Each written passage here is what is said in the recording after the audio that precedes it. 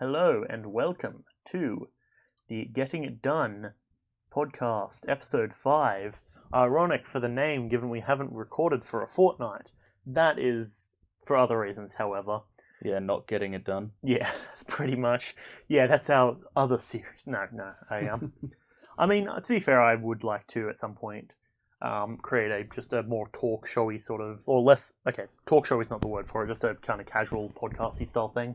Just having a chat. Yeah, pretty much just talking shit. Just chilling. But yeah, all that sort of stuff. This episode, we are going over how we build enemies and our opinion or our styles on building enemies and combat encounters.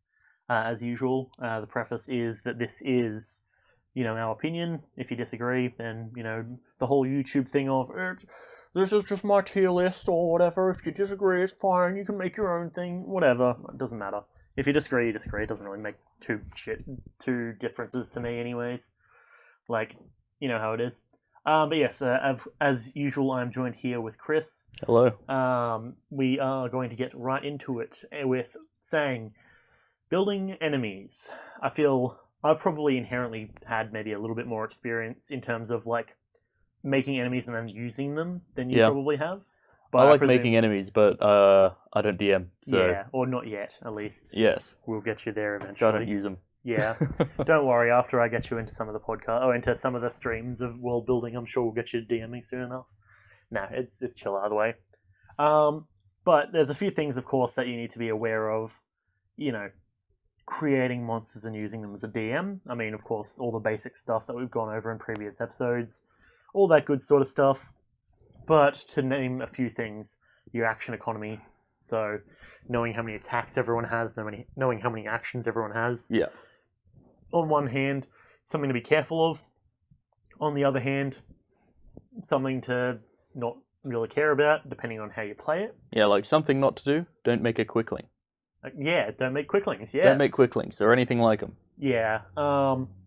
Action economy, so that's generally defined as the amount of turns that everyone can, or the amount of stuff everyone can do. So the sides participating in the fight, who has the most actions generally wins. Yeah, so of course naturally you want to put it maybe more in the favor of the players, because the last thing I think any player wants is, oh, it's okay guys, the four of you are up against these 12 enemies, okay, your turn, okay, now I've got to roll for these enemies, this person's going to move here, this person's going to move here, this person's going to move here, this person's going to move here, okay, and now this one's going to roll to attack you, roll, now this one's going to roll to attack you, roll, this one's going to roll to attack you, and by then everyone's kind of tuned out, has brought out their phones, and it's just like, yep, okay, cool, chilling, message people, that's not good. You don't want that.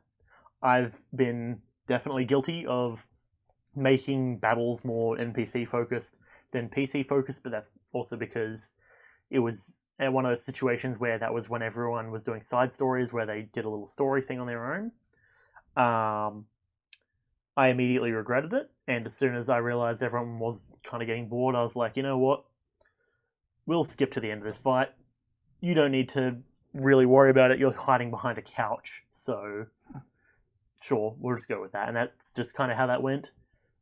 We basically felt like it was justifiable to say I kind of knew who was going to be on the winning side anyways, because I had it roughly planned out in my head. So I'm just like, yep, skip forward. We'll just get to the interesting stuff. But in combat, action economy is important.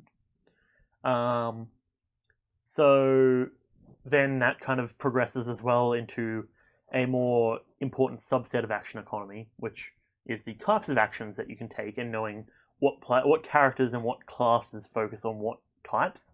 Yeah. So, hang on. You've got an artificer subclass as well. Don't know if you've already showed it. I don't believe you have. I haven't seen it. But feel free to send it through, and we'll probably, once we get through a bit of this, we can open it up and take a look at it. But yeah, so of course, as any D&D player who has played a few games will understand.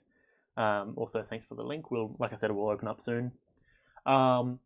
Every player understands that you have a bonus action. You have your you've got free actions, which are stuff like talking, usually. I don't know if that's actually... Is that in the player's handbook? I'm not sure, but We generally rule 3 So- actions of talking. You got action. Yep. Bonus action. Yep. Free action. Mhm. Reaction, Item interaction. which depends. That usually can be thrown into either bonus action or action. No, item interaction is its own thing. Okay, fair. And you got your reaction and movement. Okay, yeah. So that's all that sort of stuff. Yep. Now that means as well that every class technically has all of those, right? Yes. But different classes have different ways of using those. For example, a fighter or a monk may be able to use multiple attack actions as their main action. Well, it's multiple attacks in the one attack action. Yeah, well, exactly, yes. Same thing with monks can, for example, use their bonus action to increase the amount of actions or the amount of attacks that they can do. Yes. So they'll have their attack action as well as their bonus action in combat. And then they'll have stuff like being able to catch arrows, for example, is a reaction. Which I would say, if you're playing a monk, know this stuff. Yes. Know it off the back of your hand. So things that you can do with an object interaction, which is a very overlooked action. Yes, because it doesn't often come into play too much. Yeah. So, Was that, it's like swigging an ale, that sort of stuff, yeah? sorry? Was it like swigging an ale, that sort of stuff, finishing a drink? I believe, because I'm pretty sure that's the usual go-to for your object interaction type stuff. I'm not sure where that would fit in, but so it's like drawing your sword. That's an object interaction. Right, okay, yep. So if you don't have I think it's a feat. If you don't have whatever ability it is, then you can't draw both your weapons at the same time. Right, okay. So, and that would be coming into effect if, say, for example, you're an archer or a ranger and you have short swords and you have your bow. Yes. You can't plink someone with like 3 arrows and then swap out to your sword and do a melee attack. Correct. So it's a free action to drop your weapon. Yep. So what you can do on your turn is you can drop your bow and draw your sword, But you can't or vice stow your versa. bow. But you can't stow it. Yeah, okay. Um, And, the last thing you want is that's essentially disarming yourself in terms of one weapon, which is not good. kind of. You don't want to lose it. Yeah, just you gotta keep track of it. It's also pulling levers, opening doors, Yeah. that kind of stuff. Depending on which DM you're working with, a lot of DMs might say if it's a heavy lever, for example. Oh yeah, if it's a heavy lever, it might Be an require a action. strength check or Yeah, something. And checks are usually your Or just a simple actions. door, like open a window, open a door, Yeah. that kind of thing. Drop a trowel, take a shit, that sort of shit. Yeah. Yeah, that's granted not anything that ever happens in my campaigns, but a bit of a meme. Yeah, so that sort of stuff. And then there's also enemy actions, which generally I would say enemies can do the same thing that players can do. Yes, However, they've got all the same actions. yep. However, the more powerful an entity gets, the more action styles they've got, right? So True. you've got legendary actions, Yeah. which are anytime after someone's turn, you can do them. Yes. You've got legendary resistance, which is technically more of an ability, but it's That's still good to be aware of. it's kind of like a reaction, but not. Yeah, it's essentially their way, it's their way of basically saying, well, I'm powerful enough to just say no to Yep. your save. It won't consume my reaction to use it, but But if you it's make that me do a stuff. save, then I can just choose Well, to pass. Yeah, they roll, and then as the DM, because I'm pretty sure it's technically before the decision is made, which Yeah. is as the DM, you know what the decision is. You just go, okay, well, it rolled a 13, So I'm going to give it so resistance. it's just doing its legendary resistance to pass, which that's a good way to It's make kind sure of that fucky, but it's there. it's the way to make sure that the boss at least has a couple of turns before it just gets banished Yeah. from failing a save or getting unlucky. So that's a thing.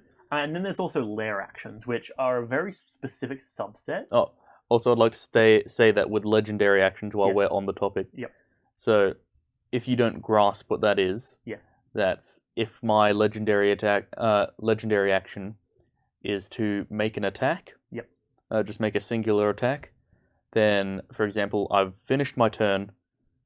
My enemy or someone else has their turn. Yep. And at the end of their turn, I can make an attack Yeah. action. Now, so the other thing to note is they get their points back. I believe it's every turn. Every turn. So every turn they have 3 points to spend. So, for example, in the enemy character sheet thing, it'll say they can spend 1 point to do a tail whip, or they can spend 2 points to bite. They can spend 3 points to Dissipate into fog. yeah, do something like that, for example, or have movement. And each turn, essentially, whenever you want, as many times as you want, as long as you're underneath that quota of points, after someone's turn, you can say, okay, it's going to do this. So, okay, Kris, you just had your Barbarian's turn. Okay, you've attacked the Tarask. It's going to use its legendary action, spend 2 points to attack you and bite you, for example. I don't know if that's their actual ability for 2 points, but I'm using it as an example. Yeah. So we don't actually need to go into this too much. It's Yes. all on the stat sheet anyway. Yeah, so, if you've read roughly stuff from the DM's guide, you'll kind of understand how this works. just look at the It stat does block. also say it in the stat block, yeah. And then lair actions. So lair actions and lair stuff doesn't get used too often, I find. Well, it's very specific, and it's usually when you're up against big bosses. a lot of people forget about it, I find. Yeah, that's true as well. Well, either they forget about it or rely on it a lot. Yeah, okay. Feather is chucking in. You have a rule that if an arrow or crossbow bolt is lodged into a body and they want to take them out, they have to make a dexterity sleight of hand check against the target's base AC without armor. So natural armor, that's actually something that you, Kris, have talked about quite a bit to me. Touch AC. Touch AC type stuff. And dexterity bonus. On a success, the projectile is successfully removed. On a failure, the projectile is destroyed, and the creature the projectile was lodged into takes damage as if hit. Fair, that makes sense. Yeah. That's a cool little rule. Yeah, I would say perhaps even maybe instead of sleight of hand, perhaps a medicine check. Well, I'd say you can do sleight of hand, medicine. I'd say that's a questionable check. Yeah, so we don't really ever do or talk about lodging arrows into people and stuff Yeah. like that, but it would be, of course, something that would happen in combat. Yeah, definitely. Like, it's very overlooked. It's like, oh, you get hit with an arrow, you take this much damage. Yeah, Continue on. yeah. Just like Minecraft, for example, you get hit with an arrow and it just disappears after a little Yeah. while. That, however, is something that should be actually in a situation where you're doing a very survival-based campaign. If you get hit by an arrow, that's something that you're going to have to take care of and make sure you don't, end up getting very brutally damaged. In the same way that's why I avoid stuff like guns a lot of the time in my campaigns, because how do you justify you being shot? Your body doesn't just heal over it. You have to remove the bullet and go through this entire process. Sleight of hand if the creature is taking it out itself. Medicine if another is doing it for them. That's fair. I can agree with that. Yeah. Definitely, I would say that sounds pretty fresh. I'd say it's arguable, but ultimately up to the DM. Yes, ultimately. But yeah, I'd say that's a pretty good rule. I would probably say in combat, however, that's probably... I don't imagine that would be your probably first concern. I think to a lot of degree, adrenaline would probably be keep going, even if there's an arrow stuck in your arm, for example. It's just going to go, keep going as much as you can, because if you take a moment to pull out an arrow, for example, you could be possibly dooming yourself to death, essentially. Can't help them while you're being attacked. Yeah. You can't just take a break, just go, hey guys, 5 minutes for a second. You kind of hit this guy with an arrow. Can we just deal with it? You can't really do that in combat. Unless you're doing a friendly duel, in which case you're probably not going to be shot with an arrow anyways. But yeah, that is how it is. But yeah, that's fair. And then as for lair actions, so a lot of the time it's stuff like vampires, unicorns, what else has it? Hang on. I've got the monster manual Kraken. here. Kraken, yeah. Generally your big kind of... So lairs have their own initiative. Yep. Generally it's 20. Fair. So it's just kind of a standard thing. Yeah, it's no roll, it's 20 most of the time. Yeah, so for example... Sometimes I think it can be immediately after the creature's turn. That also would make sense, yeah. Because it's sort of based on their life force. Yep. A lair isn't necessarily just actions. It's also passive effects. Yeah, I mean, So, do for dragons example- have lair actions? Do you recall? Some of them do, I think. Fair. Because I'm flicking through and I'm not landing... Oh, there we go. Red Dragon's lair. Okay. Yeah, we've got lair actions, all that sort of stuff. I think dragons... I don't know if they have lair actions. They do, apparently. I know they've got lair effects. Red Dragon's lair in high mountains or hills, blah, blah, blah. Lair actions. On initiative count 20, losing initiative ties. The dragon takes a lair action to cause one of the following effects. The dragon can't use the same effect two times in a row. Magma That's something that erupts. reoccurs. Can't Yep. have the same effect 2 times in a row. Yeah, so magma erupts, a tremor shakes, volcanic gases form a cloud, that sort of stuff, as well as there being regional effects, which it's like I do believe it's just kind of passive small stuff that happens in the surrounding area. So it's flavor. I think it's very important. Yeah. What if the lair is actually living? Would it be considered its own creature, or just controlled by using the lair actions? Lair mimic? Lair mimic. Lair mimic, oh no. I would say personally, I would rule that as its own creature. Well, if the lair is its own creature, like separate from the creature you're fighting, Yep. I'd say it would be its own thing. But if it's, for example, this isn't a thing, but like a mind flayer elder brain lair. Yep. I'd say that it could be its own thing, but the elder brain is still in charge. Yeah. Beholders, they have legendary Yep. lair actions, yeah? They should, I Yes, think. they do. They've got their own stuff. Yeah, so for example... For example, the lair formed from an undead corpse of a gargantuan creature. Ooh, isn't that... what's the word? Spicy and convenient, given that that is one of the things that we are technically kind of talking about later on in terms of creating a character or an enemy. Oh, kind of, sort of. But... Sort of. It's giant skeleton. This reminds me of the that image I saw that I'm like, ooh, that would be a good little, I don't know, tangent mission. I think I know Side what mission you're thing. talking about, yeah. The mind mine. The mine? The mind mine. Is it mind? Mind mine. Yeah. I'll look it up. The gargantuan creature thing, that seems very Doom-esque, I find. Yeah, Like, it's kind of like that. yeah, but I can definitely see something like that. That would be pretty cool. I feel there's been multiple instances, actually, where we've been inside of, There like, you go. dungeons That's that have been alive. exactly the image I was The thinking of. mind mine. The hell is this? So it's a giant, like a huge creature that's been buried underground, and it's like a village that mines down into its head to Ooh, okay, there's a lot of flavor here I can gain immediately see. resource. So, off the bat, imagine if that was, instead of like some creature, it's like a Tarrasque that's been killed. I've had that sitting in my noggin for a while, Yeah, I could and I didn't want to say anything because in case you throw it in. because I was thinking about using it. Yeah. So Wait a second. wait a second. Okay. We're waiting. Yep. Um, Second has been waited. Yeah. But so, yeah, so lair actions have a lot of cool potential and stuff. Even just flavor, like people like as the environment changes. something interesting Yes. that you already know. Yes. So Do I though? yes, you do. Okay. It's about a storm giant quintessence. Yes, in fact, I do. In fact, know about Storm Giant Quintessence. Yes. Quintessence. Yeah. Quintessence. A storm giant quintessent is its own lair.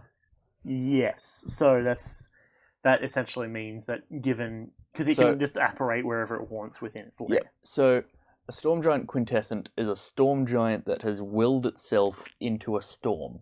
Yeah. It has turned from a creature of storm into a storm. Yes. So technically, while it is in its storm form, it cannot be killed. Fair. And that storm is its whole being, and it can manifest itself within. But what if it has a horn, so it can go into its storm form horn? Maybe it uses its horn to go into its storm form. Perplexing. Yeah. No. Yeah. So that's the whole thing.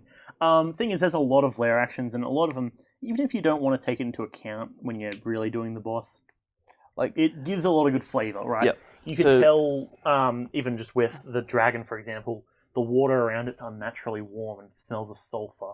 Like, yes. there is so much The there. lair It's juicy. effects are so flavorful. Mm. Like in a unicorn lair, like a unicorn's forest. Yep. All non-magical flame. Yep. Is just extinguished. Yeah, exactly. Like there's so much very nice potential. Creatures that, like, if you're hunting a creature, they have advantage on stealth checks to evade you. Yeah, and like even just with that dragon thing, like imagine like you roll up to a town, right? And you're like, this water smells a bit funny. yeah, this like or like the townspeople are complaining of their water smelling weird and being warm, and you've got like just any base knowledge of dragons, and you're like, hang on a second, oh no. And then, like, because apparently there's just a baby dragon that's been growing up in this, like, I don't thing. know if baby dragons get layers. Maybe not, but imagine, like, or rather, mother dragon and baby dragon growing up. So now instead of one being there, it's two of them, because with more of them, presumably the lair becomes bigger. Yeah. But yeah, Featherfail says, Blade Slinger Lich, whose lair is the corpse of a dragon turtle, had a pirate crew of other liches, revenants, and similar intelligent undead. That sounds very difficult to deal with. I was about to say, that sounds insane. Like, that feels literally like, level 20 party versus this entire, undead army. I mean, it sounds pretty fresh, though. Like, I suppose I'm immediately thinking combat. I mean, there is other ways around it, of course, but... So, these intelligent undead, when I think of intelligent undead, they're powerful. Yeah, generally. I mean, the Revenant is intelligent to some degree, if I recall correctly. The Revenant is an unkillable zombie vampire that's fucking angry. Sounds like something that you should be careful of. Yeah, don't make them angry towards you. Yeah, generally. But what I think of is a Wraith. Fair. So a Wraith is not like just a regular ghost, it's just a bitch ghost, I'll kill it. Yeah. It's more like a Lord of the Rings Wraith. Ah, the Ring Wraiths. Yeah, they're fucking tough. Nazguls, I believe you called them earlier. Yeah, Nazgul. So I'm not really... I'll preface it by saying I don't really know much about Lord of the Rings, despite having 2 posters of Lord of the Rings behind me. Yeah. That being said, I listen, and you're talking to our big old buddy Brett, who may actually be joining us for this podcast at some point, given that he is not really too knowledgeable about D&D. Yeah, I thought it'd be an interesting little aspect. Yes, I agree. I think it'd be important to bring in someone who has not, in fact, had much experience with D&D, so that way, if we can explain it to him and he understands, then either he's very good at understanding, or we are doing a good job at explaining. Generally, I would say. That feels like the 2 possible ways it would go. I know, I feel like I'm not actually that good at explaining. I mean, I feel like I've kind of become good. Yeah? But that's all situational regardless. Mind reading the subclass soon. You're talking about making a subclass about mind reading? I mean, I feel like that would be pretty spicy. Yeah, that sounds like... Because it reminds me immediately of Warlock, one, I believe. I thought of that. That's what came to mind. But also the Unearthed Arcana. Yeah. Do we mind reading it? Yes. Yeah, sure, we can dip in if you wish. I don't want to take up too much of your time if you got a dip or anything. Let me also bring it up here if you're all good with that. Which I do believe you're probably all good with it. Do love looking at some cool classes. Yeah, so we'll take a quick old discussion break in terms of the that stuff. Okay, cool. Okay, so we'll take a quick old thing or a tangent from the other stuff to keep it spicy. As an archaeologist, arcane or archaeologist. Nice. You deal with cursed items and ancient relics, digging through tombs and making inventions to ensure your safety. You run through curses as if it were just a mild sickness. In your time dealing with such items, you have gained a tolerance to their effects, which you use to your advantage. Later on, you can even create minor cursed items of your own. I like this. This sounds spicy. So this is an artificer specialization. Hang on, is it just called arcanologist? Arcane arcanologist? Hold on. Arcano-archaeologist. Okay. I think I got it. Hang on, let me shrink that back down, and there we go. That should be about there. Okay, cool. So, you get spells at level 3. Alarm, protection from evil and good. Yep, makes sense. I love me some alarm. Like, that's the shit that you use to keep your party safe. Like I love that artificer spells are always prepared as well. Yeah. Makes it that much better.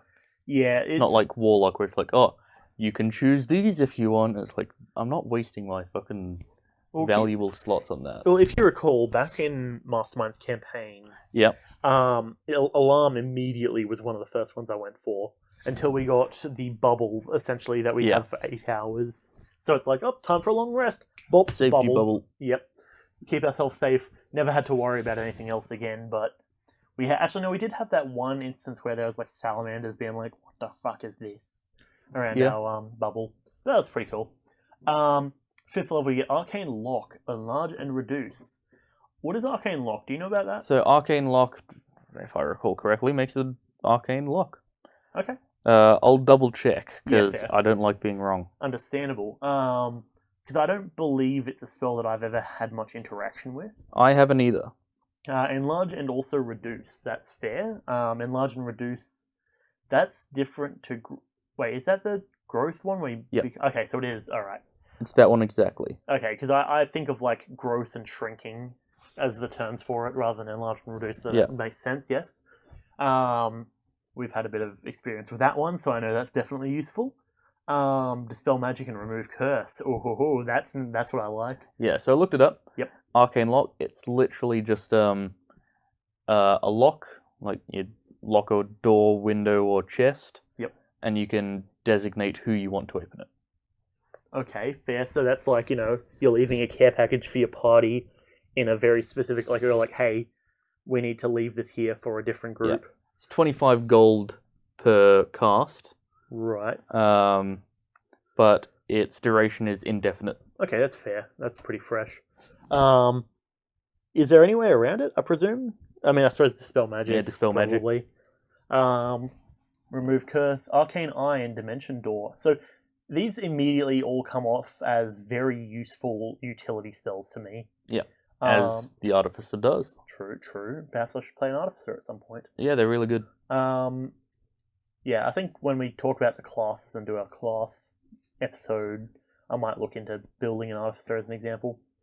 Spell Magic and the Knock Knock spell. would do it. Oh, okay, fair. So I did know Knock is good for regular locks. I was unsure if it would do it for Arcane Actually, locks. hold on. Does Knock do it? Because this is a magical lock, that's the name. Yeah. While you... yeah, it says casting Knock on the object. Suppresses it for 10 minutes. It does not dispel it. Suppresses. So it's still locked, I'm guessing. So, what it says here is... I'm just double checking that says what I think it says. Yep. So Knock disables the spell for 10 minutes. Right. So I'm guessing, so is it where you have it, so the way you, I presume, and this is how I'm understanding it, is you have a lock, you just have like a regular lock that has a key or whatever, and you cast Arcane Lock on it to make it into a magical lock. Now what Knock, I'm presuming, does is disables the magic from it, so if you have the key, then you can unlock it.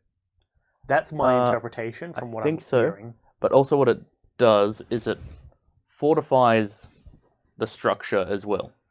So if you want to pick the lock, it is 10 whole points higher on the DC. Ooh. Oh, so it like basically clenches all of the mechanisms shut. So if it's like a DC 13 unlock, it's is now 23. a DC 23 unlock. Ooh, that's... So that's pretty neato. I mean, that's spicy. I mean, it's magic meant to keep people out. It makes sense. And if someone wants to kick it down, that's a DC 18 strength check. It is now a DC 28. Ooh, at that point, you might as well just find a different do way. not. Yeah, choose to just, like, dispel magic. Yeah, that sounds a lot easier. Yeah. And That's there's fair. DCs for all that stuff somewhere in the DMG, I'd imagine. I presume so, yes. Okay, Arcane Eye and Dimension Door. Did I read that out? I might. Yeah, you did. And then Arcane Legend Lore, Eye is just replacing a thing that you can see through, yeah?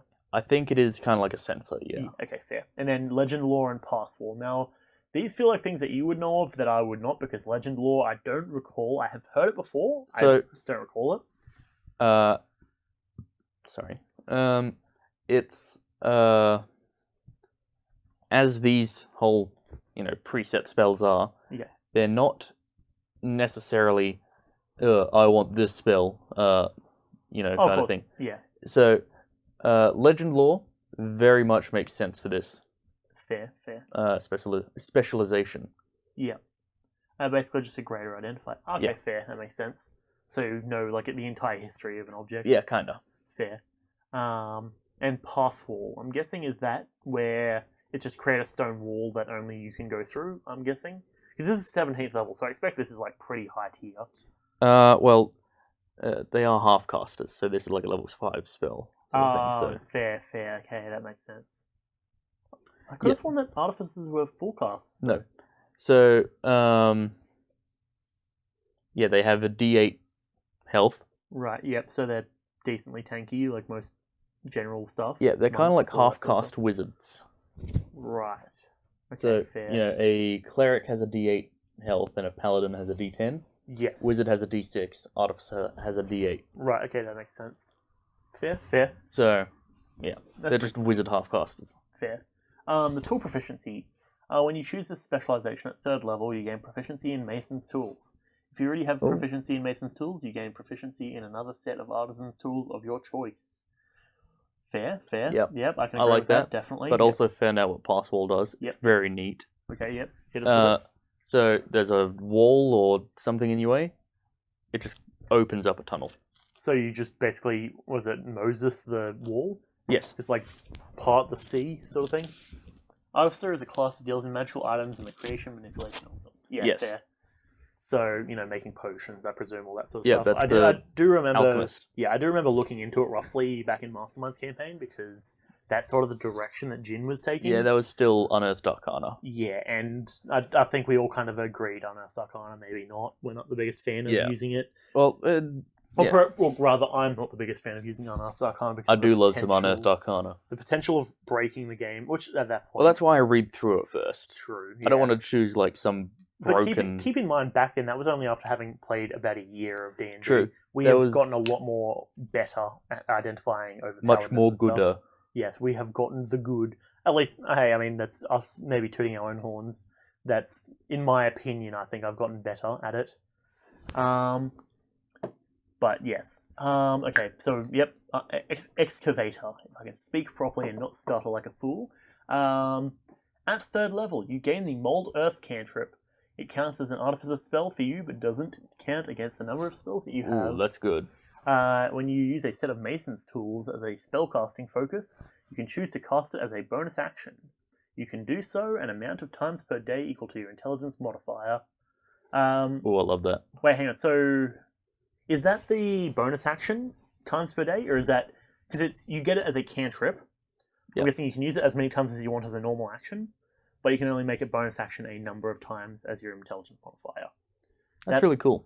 That's what I agree with. And regain to do so when you finish long rest. I believe that's the interpretation.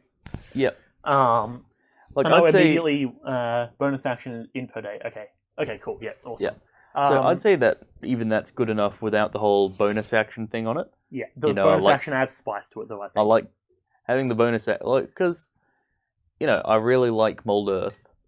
Oh yeah, we've discussed at length how powerful Mold Earth is. Yeah. A 5 foot by 5 foot by 5 foot cube of dirt moved wherever you want. Yes. Which, just to remember, 5 foot roughly is about 1.5-ish meters.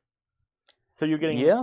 Yeah, because say 1.8 is 6 foot-ish. Yeah, that's roughly. about right. So you're getting a 1.5 by 1.5 by 1.5 cube of dirt moved in 6 seconds. Yeah. And but not fast enough to deal any damage. Not fast enough to deal damage, no. But not only that, but if you're really wanting to dig, and you have an intelligence of 5, all of a sudden, 1.5 times 1.5 times 1.5, you move 2 of those in 6 seconds. Well, technically you can't cast 2 cantrips in one turn. You can. There is weirdness about it where you can only... If you cast a full action bonus action... Full action bonus action or full action... No, hang on. Full action spell, then you can only cast a cantrip as a... you can't cast another spell as a bonus action. Yeah. You can only cast a cantrip as a bonus action. I believe that's how it goes. So theoretically, since this is technically a cantrip, you could probably do that. Assuming that I'm interpreting and remembering that rule correctly. Yeah, I really don't remember that rule, so... Yeah, it's Maybe. questionable, but... I do like the excavator skill, it's very nice. That just kind of, really kind of comes off to me as, someone rolls up to the job site and it's just like, bang, bang, bang, bang, bang, Dig. bang, bang, bang, sort of thing. Just absolutely, digging a trench sort of thing, which, especially with Passwall, really feels fitting. It just occurred to me that Passwall is essentially the equivalent of England's right to roam thing. But yes, yeah, that sounds awesome to me. I like that. Starting at third level, you have advantage on saving throws against necromancy spells. Interesting. I mean, that goes with the whole not getting cursed thing. I guess that does make sense. I guess so.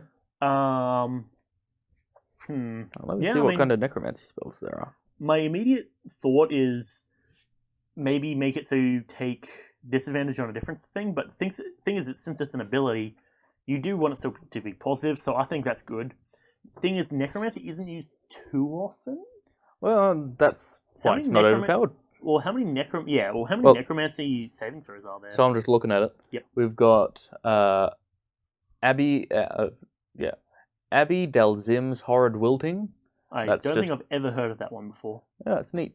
That's just an area where plants and everything dies. Yeah, 10d8 necrotic. fair. So, I mean, it's useful. yeah, I'll say that sounds pretty fresh. I do Astral like that. projection. Astral projection. What? It's a necromancy spell. Yeah, apparently it's necromancy, according to this. I mean, are you killing yourself as a way to project yourself upwards? Like that. I would have thought that would be divination. Yeah, I guess. Anyway, moving on. Okay, regardless, that is Bestow cool. I curse. like that. What's up? Bestow curse.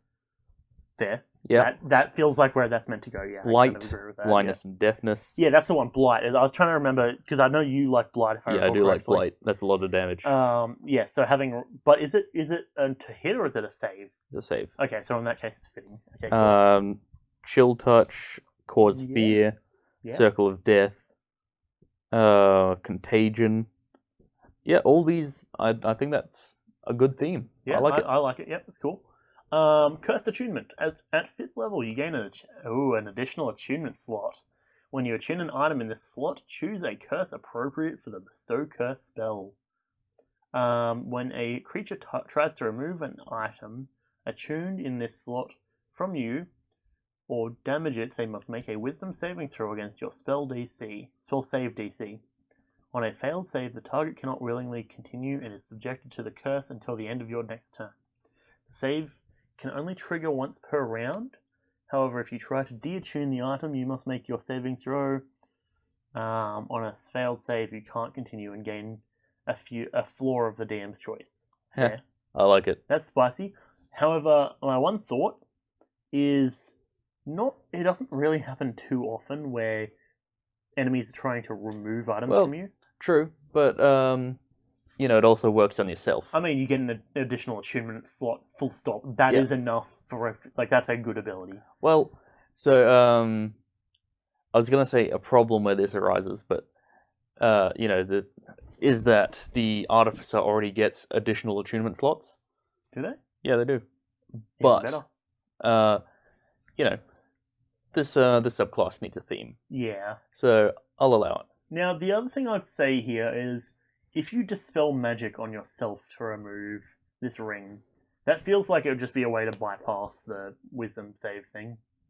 Because, theoretically, bestow curse is a magical effect. Yeah. Dispel magic, just remove the ring.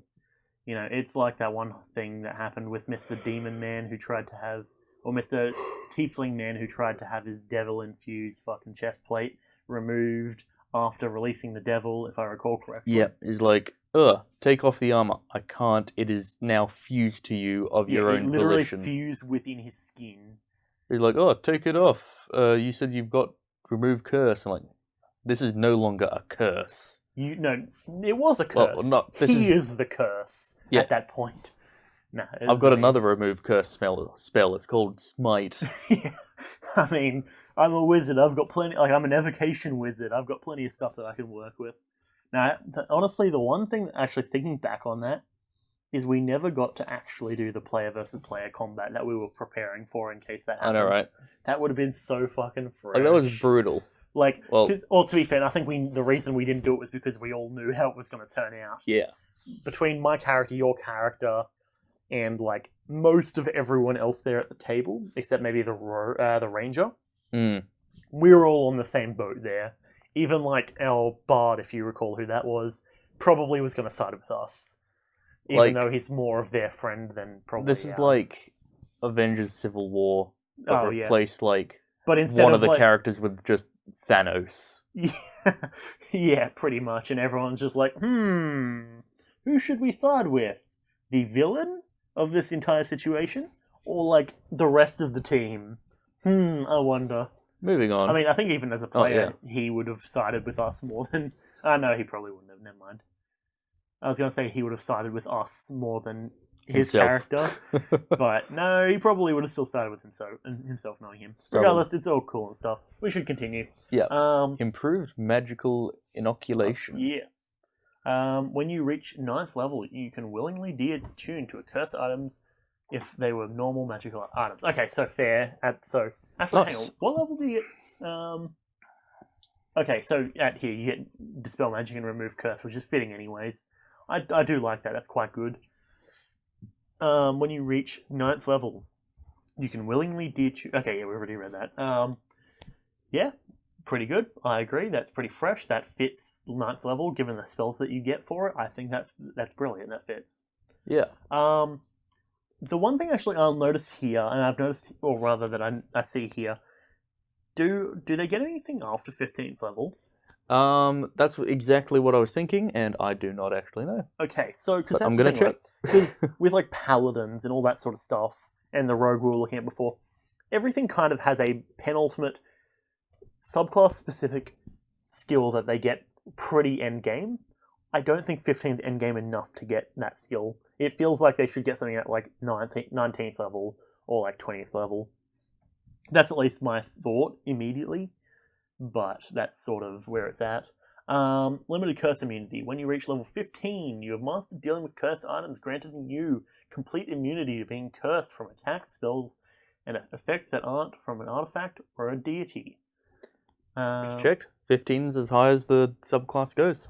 Fair. I mean, I did presume that he probably was copying from that like leveling scheme, but it feels I weird. assumed that as well. I was just thinking, is it done? Yeah. But yeah, it's just the artificer. Fair. Additionally, you gain resistance to necrotic damage. Fair. Ooh, yeah. That's pretty spicy. I like that.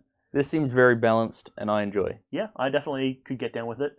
This is something that I honestly would expect to see in a proper Wizards of the Coast book, I would say. I feel like that's... Yeah, I can agree. That's good. Thumbs up. I don't really have any suggestions to change anything. That looks overall pretty spicy. Maybe, of course, that's from me not having read through Artificer very much, but Kris, I believe you've had some experience with Artificer. Yeah, I've read through Artificer quite a bit. Yep. But yeah, I like that theme. It does, because things that has so much flavor of like, oh yes, my name is Mr. Whatever. I am an arcane, or I'm an archaeologist who goes around to burial sites, and I try and unearth some of the world's most powerful artifacts. Like that. Oh, that's good shit. I like that. That's good. Yeah, honestly, I don't have any suggestions to improve this. This feels good. I like this. If I was into, or if I had a proper campaign that was lined up to go, and like we had a spot for something like this, and we had enough players to justify me playing an artificer, because I don't really know what their specialization is. I kind of see them as a caster. What do you mean? So, well, you know how each class sort of has a role that they fill, right? Fighters, to some degree, clerics, pallies, barbarians are all your tanks and your damage. Well, tanks specifically, you got rogue and that stuff, and casters being your damage, your DPS, but glass cannony sort of styles. Or clerics could also be seen as healers. Or clerics, bards.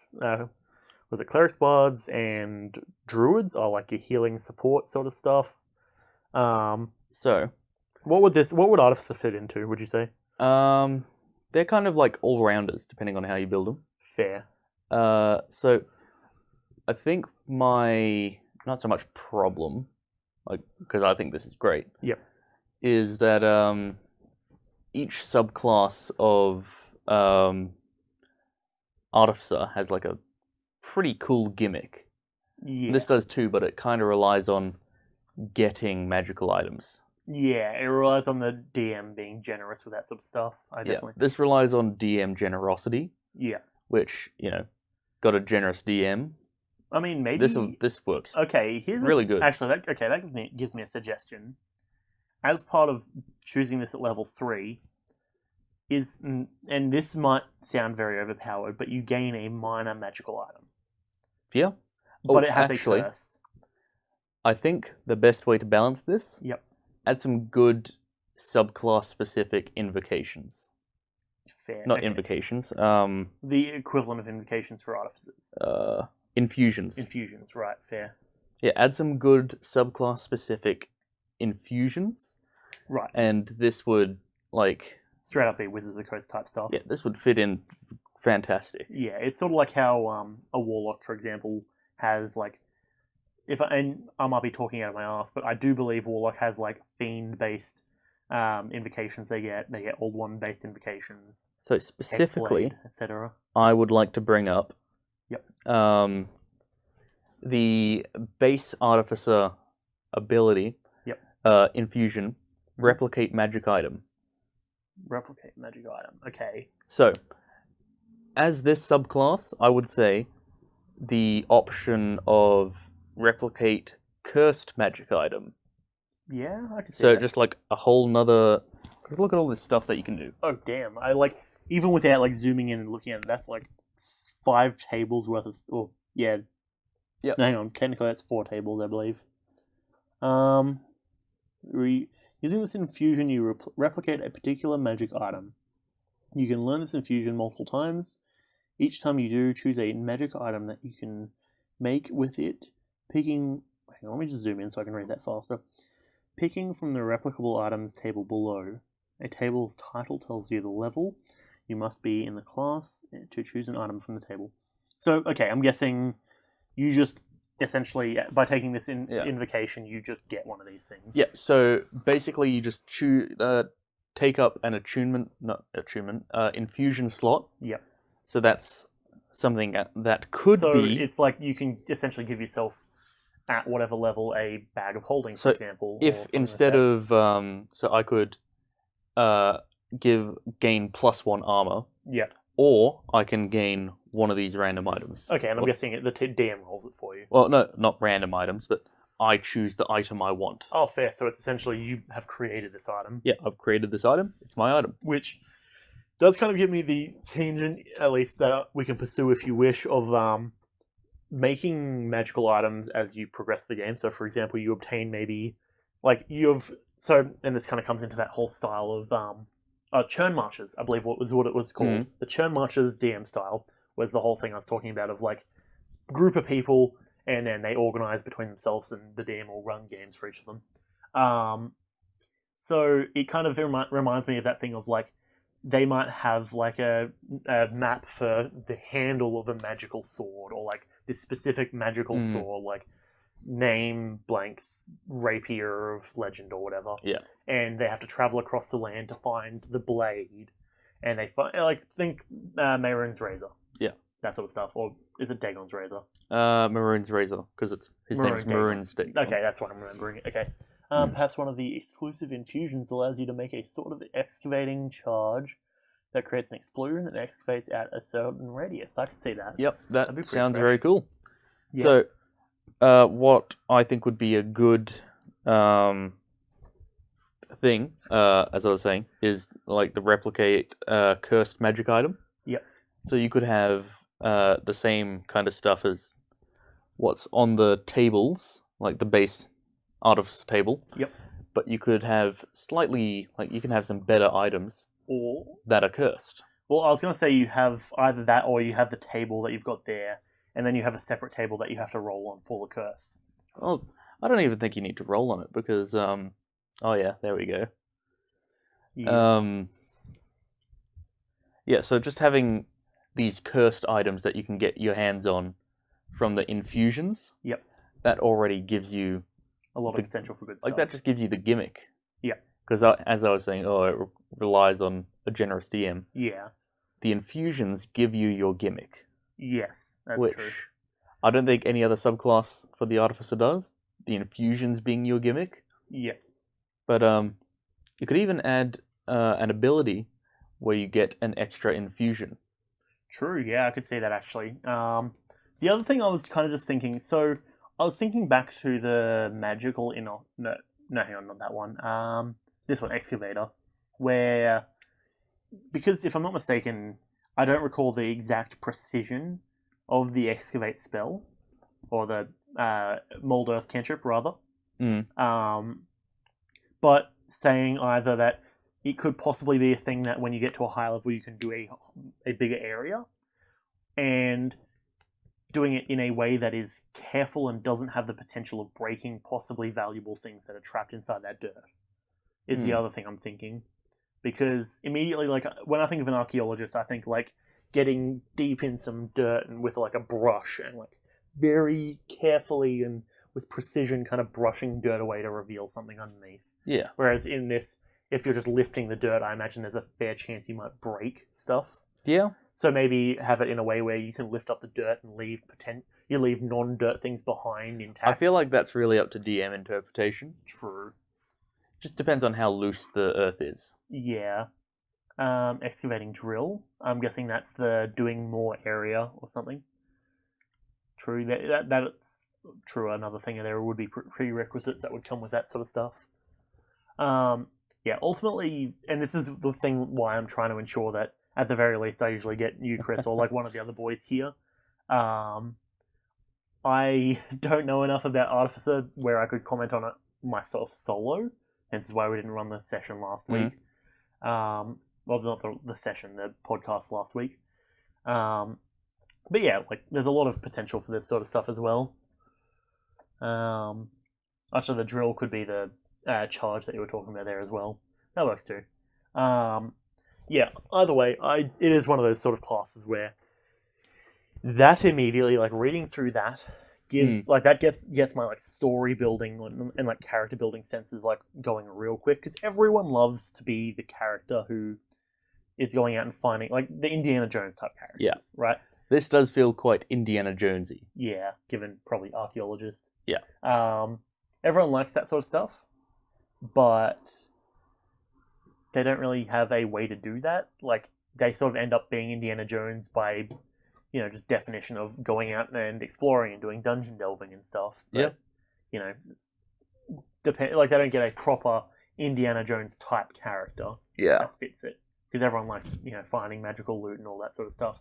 And with this sort of character, it immediately gives me the idea of, like, oh man, we found this item, and then you rock up and you're like, hey, that's cursed. That's cursed. Would you mind if I take that? And everyone's like, cursed? Yes, you are our curse master, of course, you can take it, sort of thing. And you just inherently end up with a bunch of, like, cool stuff. Yeah. Because cursed items are essentially no one else cool items. wants the cursed items. Yeah, exactly. Like, think about getting the demon armor for this character. Ooh, that would be spicy. Actually, hold on, let me check the armor proficiencies on it. Yeah. You can willingly deattune. I mean, now you see the other thing is, this is an intelligence caster, is it not? Correct. So, in other words, you probably wouldn't... Well, devil armor, isn't it? Was it devil or a demon? Demon armor.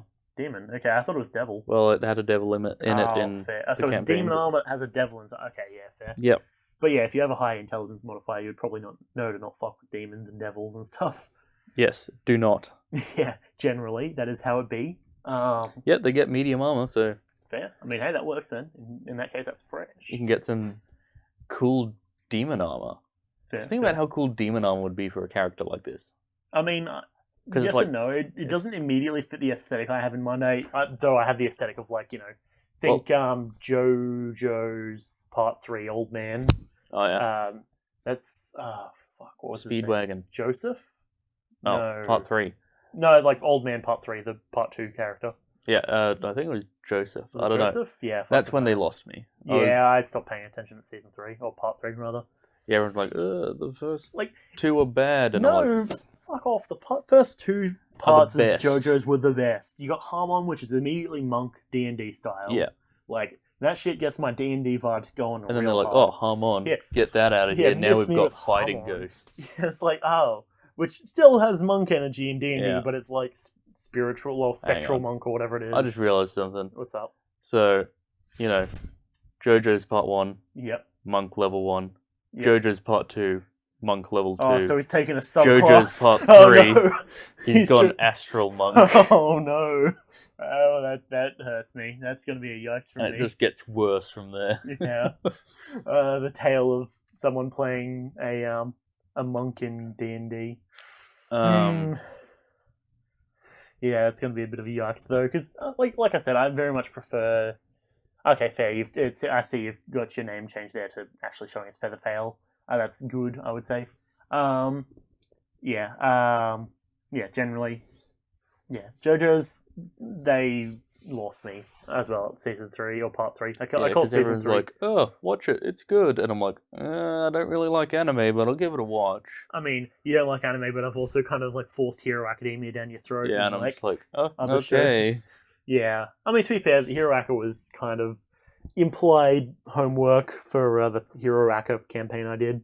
Granted, Xander never watched it. Yeah. Neither did Sam.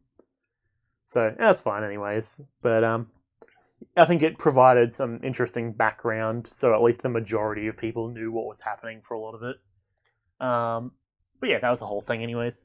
Do you have any more thoughts on this Artificer subclass before we get into, or before we dip out? And also, Featherfail, if you've got any other questions you would like to comment on. Yes. But yeah, so I just think that, I was thinking, oh, this is missing its gimmick, like all the Artificer subclasses have. And then I had the realization. infusions idea. Oh, yeah. Just infusions are the gimmick. True. I mean, inherently, I would turn around and say I feel like the gimmick is more story-based in terms of creating a character that, that loves the idea of a treasure hunt. They get a treasure map, and even if it's a fake one, they're just like, holy shit, I love this. think Artificers need a gimmick. True. Well, not like... I mean, every class needs a gimmick to some degree. Each subclass has their own gimmick, Yeah. There's the artillerist, the alchemist. That's in all subclasses, though. Yeah, but they're very distinct and all over the place for the Artificer. Yeah, that's fair. And I mean, I would say, wizards... That's why I like the Artificer. Yeah, that's fair. Ultimately, I would say I fucking love that. All of the stuff we've just read through. Yeah, it's great. I would honestly play that myself at a table where, assuming it's a fitting thing where we're doing dungeon building. Yeah. If we were running around a city, I probably wouldn't, because it doesn't really fit as much. Urban archaeology. Yeah, I guess. It ultimately comes down to how the DM wants to run it, though. Well, even then, the way it's built, it's not necessarily about, archaeology and just digging. It's, it's got all the stuff that you need for finding cool gear and just using it in I suppose you could see it in the same way that technically druids could fit in an urban situation. Yo, Arthur, how's it going? We're just talking D&D and such. So that's all good stuff. But yeah, so ultimately I very much do like this subclass. As I've said many times, this is really cool. Ultimately good stuff. I would say I would go so far as to say the best one I've seen yet, in terms of the 3 things we've seen so far. The spectral soul thing. I can't recall the name. The sunlight thing. Well, I'm talking lingering soul. Well, yeah, the lingering Not lingering soul. That's the map. The fading soul thing. Fading soul. I don't recall the name of it. That ghost thing that was sort of shadowy. Curse sensor and excavating drill. Okay, let's take a look. Okay, excavating drill. And the drill functions as a set of mason tools, although it requires 2 hands. While using this drill as spellcasting focus for mold earth, you excavate up to 10 feet of stone or 5 feet of concrete and steel at a time. Very nice. Oh, that's powerful. I like it. Yeah. Maybe slap a level requirement prerequisite as well on there. Yeah, maybe just a tad. Because just being able to dig through stone like that. Yeah, the drill style. You haven't watched Gurren Lagann, have you, Chris? No. Okay. There we go. 6. That'll do. Yeah, bada bing, that works. It kind of reminds me of so at the start of Gurren Lagann, and there's this whole recurring drill theme, where essentially, because he's got one of those 2-handed drills where you hold the core or you hold the sheathing of the drill, and then you have a hand crank to turn it and drill. That sort of is the sort of vibe of drill I imagine you would have for that sort of thing. I'm just looking at spells. What kind of stone moving ability you can get? Yep. Um, While attuned to the sensor, you can sense any magical energies in the school of necromancy within 120 feet of it. You needn't see the sensor to do so. Fair. Wait, what was that? So that's the curse sensor. So you attune to this small ball bearing, and so in other words, what you just do is you attune to this ball bearing, you put it in your pocket, and you just know if there's 120 feet, within 120 feet, if there's any necromancy magic. Yeah. That sounds pretty fresh. You could make it, because necromancy is very vague. That's like, detecting undead and Well, it's stuff. specifically detecting curse magic is what I think it's going for. Well, because it just says detecting necromancy, so that would be that would make the paladin's divine sense kind of useless. True. Yeah. So if you specify cursed, or just stuff? say magical items or cursed magical items specifically. Actually, the way you could do it is you go, if there's a magical item That's within. cool. What's up? You can also throw it to scan in the next room. Yeah, I like that. Yeah, so the way immediately that I think of it is 60 feet for just regular magical items, 120 feet for cursed magical items. So it picks up those energies. So that way you can also use it as like there is just regular cursed magical items behind this wall, for example, or Also, whatever. I'd say maybe drop the excavating drills level to 5th, maybe, because so What is heat metal at? heat What metal. level spell is that? Oh, actually, hold on. I'm dumb. Okay. So, never mind, because I was looking at stone shape. Stone shape. Yeah. Oh, okay, fair. So stone shape, I'm I guessing, doesn't. It's 4th level. Yeah. And I was like, oh, 5th, and I don't know why I keep doing this to myself. Are you confusing 5th level casting with 5th level character? Yep. Yep. Okay. I always do that for you some bloody reason. paladin player. Yeah.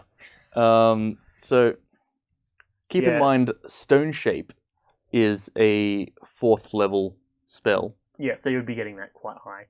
So yeah, That's like level 8, level 9, I believe. well, this is a half caster, so they won't be getting it for ages. True, yeah.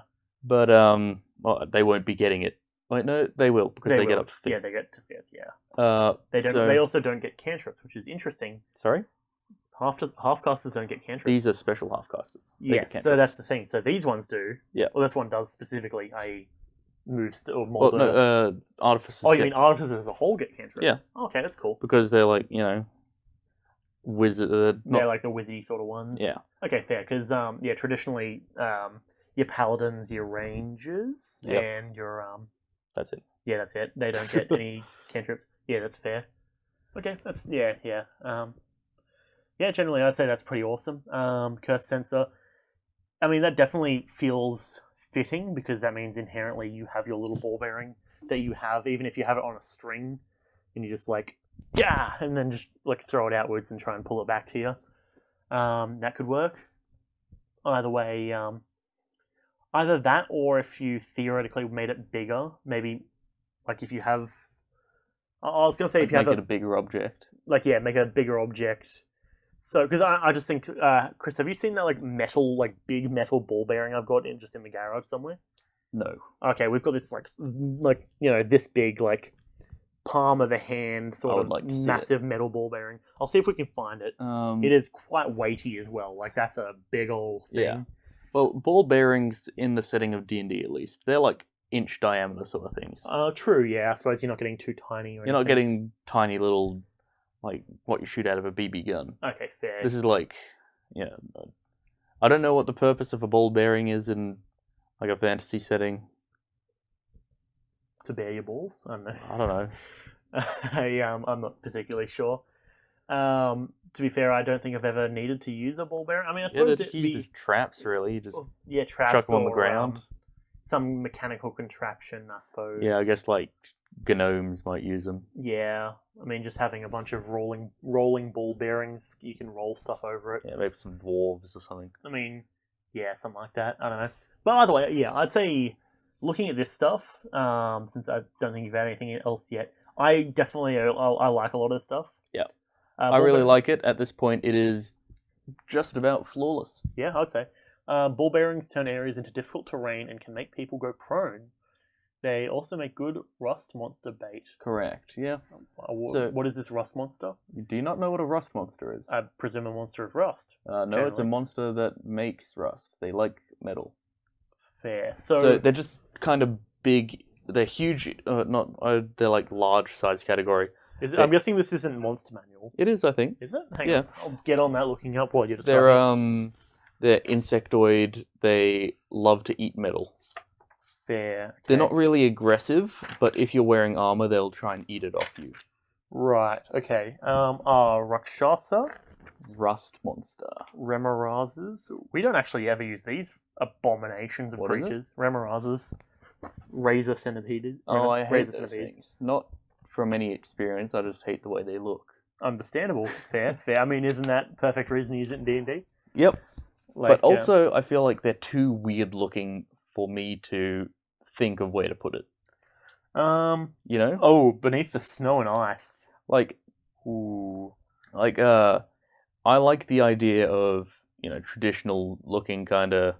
Oh, heading off. Okay, fair. Well, thanks for coming around for the fail. Yeah, thanks for that. Hope we have assisted in the creation of your subclasses and stuff. As usual, we appreciate you coming around. Yeah, I'd say, it's pretty fresh. Very good subclass. Oh, there's a rust monster. Oh, okay. I don't think I've ever really looked at this thing before. Yep, I've fought one. Most dwarves would rather face a squad of orcs than confront a single rust monster. Yeah, understandable, given that orcs are bitch asses. Yeah, they're meaty. Yeah. And stabby. You can punch them. Bro, what is a Saghawan? No, hang on. Sagwan. Look at that. Look at that thing's face. Look at him. Oh, yeah, it's a fish boy. Yeah, he's got a fishy face. Yeah. He looks whack.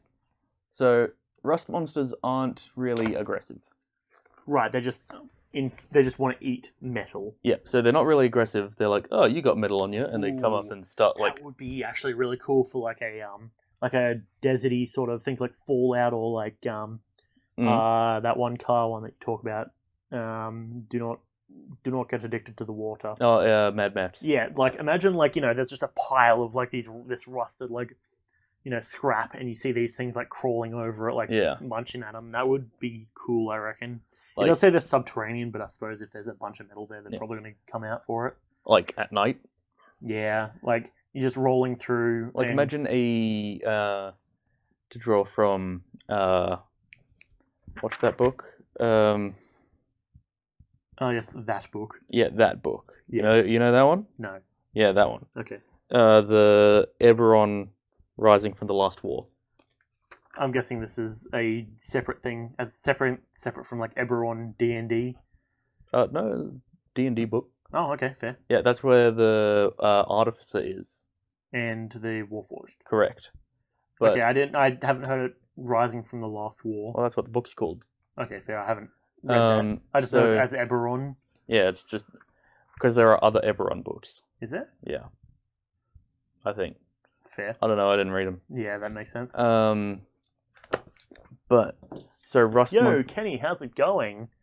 We're just quickly. I haven't taken the image down. We're just looking at the back half of Featherfale's. Very well made subclass. Yeah, I quite enjoy this. This is awesome. Apologies, we haven't streamed or we haven't done our podcast thing for the last couple of weeks. There's been various other stuff. Doing regular over there. Hopefully everyone's doing regular or better today. Yeah, I'd say we've had a pretty decent day. Yep, long drive, late day. Yeah, we've been driving for like 6, 7, 8 hours. Yeah. Somewhere around there, because 8. Yeah, one of the boys needed to go pick up a car in Sydney. So about an hour over to his place, 2 hours in, we end up driving around for a bit and then heading the 2-3 hours back. Yeah, it was, to be fair, I enjoy driving, so it's all good anyways. But, yes, that's the whole thing. That being said, let me quickly take this off there. Bada bing. But yeah, subclass was pretty awesome. We've just been chilling out. Actually, let me quickly bring this back up. It's one intense drive. Honestly, it was either that or we go to Victoria, which is not 8 hours well, down and 8 hours one, back. it's a long drive. Two, Borders we are can't closed. actually get there because the borders are closed. Yeah, because of the whole situation going on with the world. At the moment. The plague.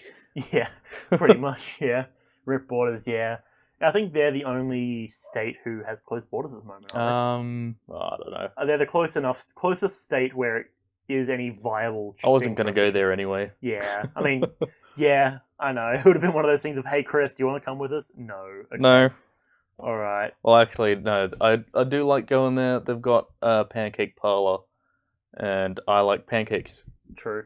You think most places are pissy as shit right now with everything going on? Yeah, with Victoria, you have to get a entry permit. Yeah. If you're a residential citizen around Like the if main you live city, along the border of New South Wales, to go in, you have to get yeah, a permit. then you're allowed if you have a permit. I think. And that's only something that changed over the last couple of days. Yeah, I don't know. I haven't been keeping up because honestly, I don't care. Yeah, I mean, we don't live in anywhere near Victoria, specifically 8 hours away. So Yeah, it is what it is. I forget that the whole Like, oh no, we've doxed ourselves. We live within an 8 hour drive of Victoria because that's a small amount. yeah. Yeah, no. The more you know, anyways. True. But man, I'm really, really happy that Sam mentioned that in Discord the other day when I mentioned that Brett wanted to go down south, because I would not have preferred to have gone that 8 hour drive down, then get turned around at the border and told to come home. Sounds pretty cringe to me. Oh yes, a fruitless journey. Yeah, gotta love it. Though, in other news, in terms of this, and I think I mentioned it earlier, but we, speaking of Brett, since he is not one with the D&D, I made the mention to him that we were doing our podcast, and I was like, hey, you should join us. And he's like, yeah, maybe. And I'm like, Ooh. Sounds like a yes to me. No, but he might come and join us at some point. So You have sealed your fate. well, I mean, hey, if he's making the hour drive down here, I'll gladly enjoy it. Because the thing is, like, between the three of us, we can talk about D&D for quite a while, even though he's got no idea. And, I mean, frankly, if it gets him playing D&D, then all the better, because we haven't really hung out much recently. Yeah. But yeah, I mean, hey, at least it's a road trip, I suppose, yeah. Only thing is my car is not really the best for a road trip. It's kind of cramped. It's quite small. Yeah, thanks. 2008 Barina. Oh, yeah. Well, you doxed your car. Oh man, it's not like there's a couple thousand of them that exist. At least. They're gonna go down in number. Didn't Holden shut down? Did they? Did they? I don't know. I'm not a car person. I don't know this stuff. I know. I thought you'd know this. You own a Holden. Just because I own a Holden doesn't mean I know what's going on. Not Matt.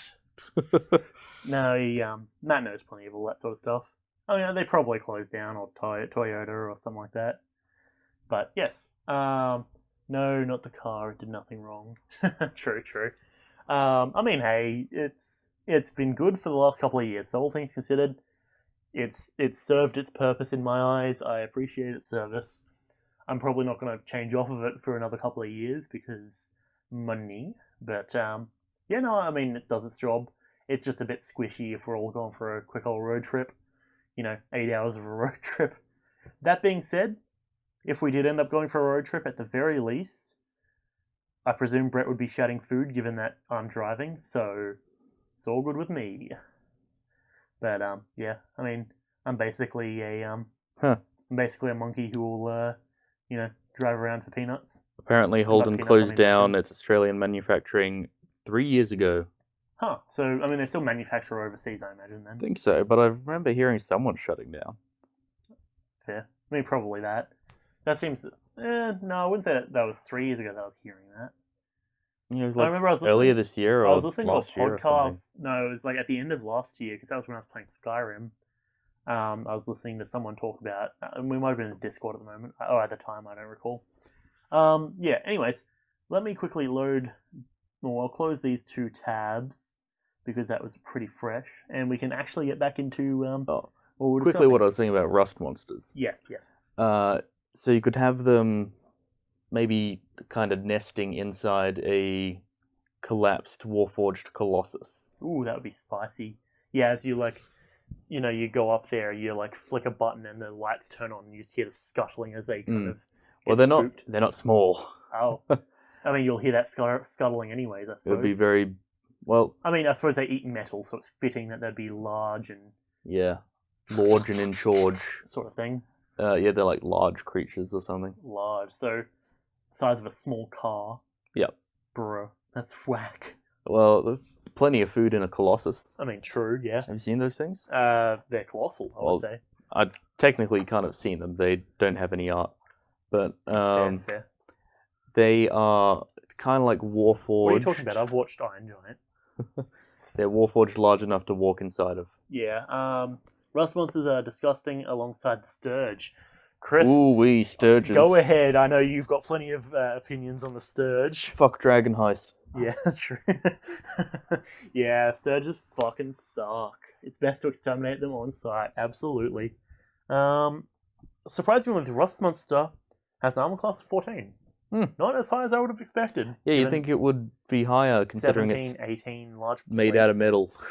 Yeah, this is the sort of thing I would have actually expected Matt to throw at us in his version of our hero campaign. Yeah. What was the other thing I said before? The snow, big ol'... Oh, there it is, the Remorazes. Yeah. Um, So I don't like those because I can't see myself putting them in anywhere, you know? I can kind of see it if I strain myself, if I do the squinting with my ears and my face.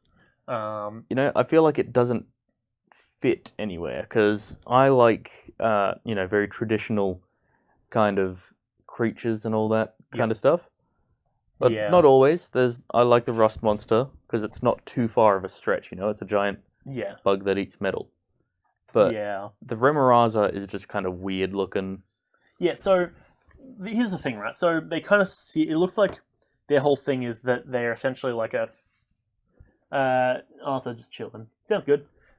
These Remorazes, they look like they're supposed to be like a flat kind of thing that when in attack mode essentially curls up. Or when moving, like, curls up to, like, have its legs. But otherwise it, like, fins outwards sort of thing and, like, slides underneath the snow. Yeah? Only thing is, the issue with that is if you look at the art, and if I had my keyboard on hand, which is over at my computer, we're kind of sitting on the couches at the moment, so I should have brought my controller over, or the keyboard over, I would have put some art up of it. But these things are, like, blue, so they've got, like, their whole little blue aesthetic, but they've got this, like, red kind of mohawk of, like, spikes that are orange. And so the whole thing about it, from what I've been reading here, is essentially they have an inside fire that keeps them warm, which sure makes sense, but that's kind of whack because a hot object or a hot creature underneath snow is going to melt that snow. Well, I guess it would make little snow tunnels. Yes, and I think that's probably what it's supposed to be. Like, snow is more structurally sound than you'd think. Only thing is, how big do you think this thing is? Huge? Yes. Yeah. It's a huge fucking thing, which, to be fair, I was thinking it would be small. Remoraz, you think you've used once or twice. You had the encounter where the players ran around the ice using ice picks. They were sliding around, or either a Remoraz or a Behir. I prefer the Behir to a Remoraz. I'm going to have to check what a Behir is. A Behir is like a salamander, but frosty. Fair. Okay, that makes sense. Cool as ice. They broke the ice, letting it fall to its doom. In truth, much like a cousin of dragons, the amount of use should be very little. Fair. That makes sense. Like, I like cousins of dragons. They make more sense. It's like wait, hang on. it's like a diet dragon. Wait, is this a thing? Cousins? I thought the cousins of dragons was just a lesser dragons. Oh, okay, fair. You rarely ever use dragons either. Far more use of lesser variants to keep with lower party levels. Yeah, that's what I think. So that's the other thing is, naturally, any character or any NPC trying to show its strength is going to try and kill a dragon. Think of every king who's like, I need to inspire my nation. Yeah, I'm going to go give me hunt a my dragon. armor, give me my best knights aside me, and I will go and slay this dragon as a show of my strength. Like, so much so it would almost probably become a sport. Yeah. And that's, I think, where the whole story goes of, like, everyone being like, dragons are really rare. Yeah, I feel like wyverns are a good enemy. Yes. Because they're just dragons, but dumb. Yeah. Did I show you the Modern Rogue episode where they basically made, there's some whole thing where one of the guys was like, I know they're wyverns in Skyrim, but you're the Dragonborn, so Skyrim counts them as dragons. Well, a wyvern is a dragon, yes. Yes. People go, actually, they're not dragons, they're actually wyverns. Yeah, well, So wyvern's a subcategory of dragon. what is a wyvern? Oh, it's a type of dragon. Yeah, Well, no shit. Yeah. shut the fuck up. It makes a lot more. It makes it a lot more fair if War Machine is at least not a genius for sure. Wait, hang on. Is this in reference to Marvel? I feel like I'm Because missing. if so, then I think that makes sense. Wait, hang on. Am I missing something? I feel like I've missed something. I think, is that saying that War Machine is Iron Man light? Okay, I get it. Yeah, fair. Yeah. If that's what the I point think is, that's my understanding of the joke, but when one plays a true dragon at the level of intelligence one should have, it makes it totally ridiculous for most parties. yeah. True. So yeah. a wyvern is just like an animal. It's got like 4 intelligence. Yeah, It's like, I'd go around, hey look, food, I'm gonna go eat that. yeah, that's fair. Like, because yeah, all things considered, dragons are like they should be the be all and end all of D&D. It's Dungeons and Dragons. The whole point is you are training your entire time to be able to take on dragons. Giants are cooler though. Fair. Fight me. I mean, there is, the Storm King's Thunder and all that. Yeah, and there was the Dragon Giant War. There was also a lot of politicking that happened in Storm King's Thunder. I Yeah. read through this, like, a lot of it because I was preparing it for a while, which... Wasn't I running that for the boys? I think you were, but I wasn't in it. No, that's right. That was the one that had Matt and a bunch of the other ones and Mastermind in it. Yeah. Yeah, that ran for one session and then we stopped because one of the boys, not Matt or not any of the ones I've named, was presumed and it seemed, or rather I say seemed, Matt caught one of them fighting dice as a player, which... Not good. Don't do that. Don't do that. Don't do that. Cool gamer tip. Do not do that. Cool gamer tip. Don't cheat. Giants can be just as strong, even if their stats or abilities were weaker. They can just make it up with humanoid equipment. Yeah. Absolutely. So giants are just like, well, I was gonna say smart. I guess they're smarter. I mean, they're human. They have, well, that's debatable actually, because I imagine the They whole got thing. fire giants. They build stuff. True. Well, the way I think of it is, giants sort of seem like they have intelligence, whereas dragons feel like they've are got wisdom. innate. Well, dragons are innately powerful. You know, Yes. they're fire breathing. They grow bigger than giants. They have wings. They can fly. Yeah. Well, yeah, giants don't really have good flight. Well, correction. Not only fire breathing, elemental breathing, depending on what type. So they've got breath weapons. They're more durable. Yeah. So it's like the intelligent, ingenuitive. It's essentially race going analogous against versus. It's an analogy you could argue between humans. Man and, versus beast, Yeah, pretty much. but an intelligent And beast. 20 times as big as humans. Yeah. Also, in terms of socializing, it's a lot more realistic for most humanoids to cooperate as opposed to flying lizards working together. Yeah, exactly. Which would probably be a good reason as to why. Oh, and giants were way more organized. Yeah, well, yeah. Wait, who technically won the giant dragon war? I think it was a stalemate. Okay, fair. Because actually, yeah, it would have I been think a it stalemate. went on until both of their numbers dwindled so hard that every other race in the world was like, "Oh, cool, they're old news." Yeah, I'm guessing was Tiamat and Bahamut involved in that? Oh, no clue.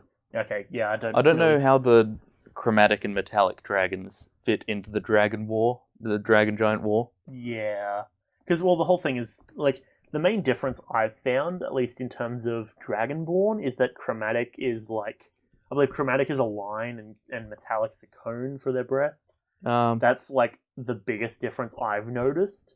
But that being said, I haven't really played a Dragonborn to high enough levels. I don't know. Technically, it's their alignment, but Oh yeah, true. Alignment's probably a thing as well. It's a fantasy world and all, but you tend to like to go with the regular flow of things unless there's a serious exception. I think that is what that says. Yeah, I'm far enough away that I have to squint a little bit to make out what things say. That's fair. Like, yeah, at the end of the day, it's one of those things where there is a reason there's a limited number of big monsters, frankly. And that is because when there is a lot of big monsters, there's a power imbalance. So basically everything peaks up to a few very powerful things. It's kind of analogous as well to the 1% that controls the 99% of wealth. It's the same sort of thing in terms of power. There's very few very powerful things because the very powerful things often need to consume a lot. Dragons have to go through presumably a ton of food, sheep, this, that, whatever. A lot of food. Yeah, and that makes them unsustainable if there's too many of them. And then inherently by killing dragons, there's always a power vacuum that's created, which means that something else steps up to take its place. That's just general social and, I don't know whether it's psychological, but like the way that things work. It holds true for the most part in your D20 setting as well as your low magic. That's fair. I don't know how I've gone onto a tangent about power balancing and all that sort of stuff, but you get the idea. Generally, just be careful with what you put where. Like, it doesn't make sense that if you have a world that's got like tons and tons of dragons without any logical reasoning as to why they can sustain themselves. Yeah. Like, yeah, same thing with why. That's like, I guess also, the Dragon Giant War, they got giants to eat. I mean, true. That's a lot of food. Yeah, I'd say that's pretty accurate. Yeah, Hill Giant, that'd be some good food. Fair. Bit of bones, but you can probably get past that. Yeah, Hill Giant. Stone Giant, probably not so much. Not a Stone Giant, probably. Yeah. They'd be quite tough and not as much on them. And start absorbing into them. Oh, well, that's only the Dreamwalkers. They're weird. Yeah. But the Hill Giants, they're kind of meaty, and they're the lowest challenge rating giants. Yeah. I mean, all things considered, a standard dragon could probably beat the shit out of a Hill Giant. Yeah, like an adult dragon compared to a Hill Giant. Hill Giants are like challenge rating 8 or something. Yeah, I believe that sounds correct. These are in the Devils, the Dragon. Yeah. Okay, Ancient Green Dragon. Well, an Ancient Green Dragon, that'll fuck up. That is challenge 22. Like an adult dragon. An adult is 16 or 15, I believe, yeah. Young 8. Alright. So yeah, a young dragon could probably beat the shit out of a Hill Giant. Yeah.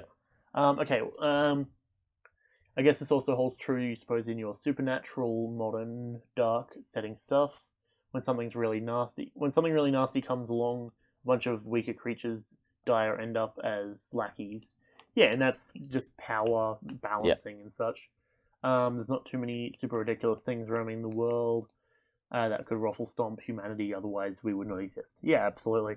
It's why, I imagine that humans couldn't really exist if dinosaurs still were a thing, because we'd just be eaten up any moment. If elves are so cool, why are they dying out? Are they? Well, like in all the, most fantasy worlds, elves are, a dying breed. Yeah, they're like, oh, our race is dying, ugh. But not all of them, but... they've got extremely long lifespans. I don't understand why they wouldn't just bone each other. Yeah, they live extremely long. They're, super smart. Isn't there something where elves can change their gender or some shit? Not that I've heard. I'm pretty sure that's a thing. The closest I can think of is the Eladrin changing their race. Yeah, I'm pretty sure I read something about elves traditionally in D&D being able to change their gender. I have heard nothing about that. Fair. Yeah. Elves and dwarves would be ridiculously strong, absolutely. That's why then Thanks, Tolkien. They generally get limited, I would say, and if I recall correctly, by their understanding of things like crafting and such. So, I'd say that, we find it easy to, understand the concept of digging, like mining. It's a thing humans do, crafting, farming, naturey stuff, all that kind of stuff humans we as humans find easy to grasp because we're humans. Yeah. But other races might not find as obvious. They're more specialized. Yeah, it's sort of like trying to introduce someone who has grown up their entire life doing woodworking, introducing them to metalworking, for example, or that's probably not the best example. That doesn't seem like a good example. Yeah, you get the idea, though, at least. Hence is why, humans are kind of... Elves mining. What? Well, yeah, exactly. Yeah. Like, yeah, that sort of stuff. Elves mining. Elves, well, why Dwarves would I do that? caring about nature. Yeah.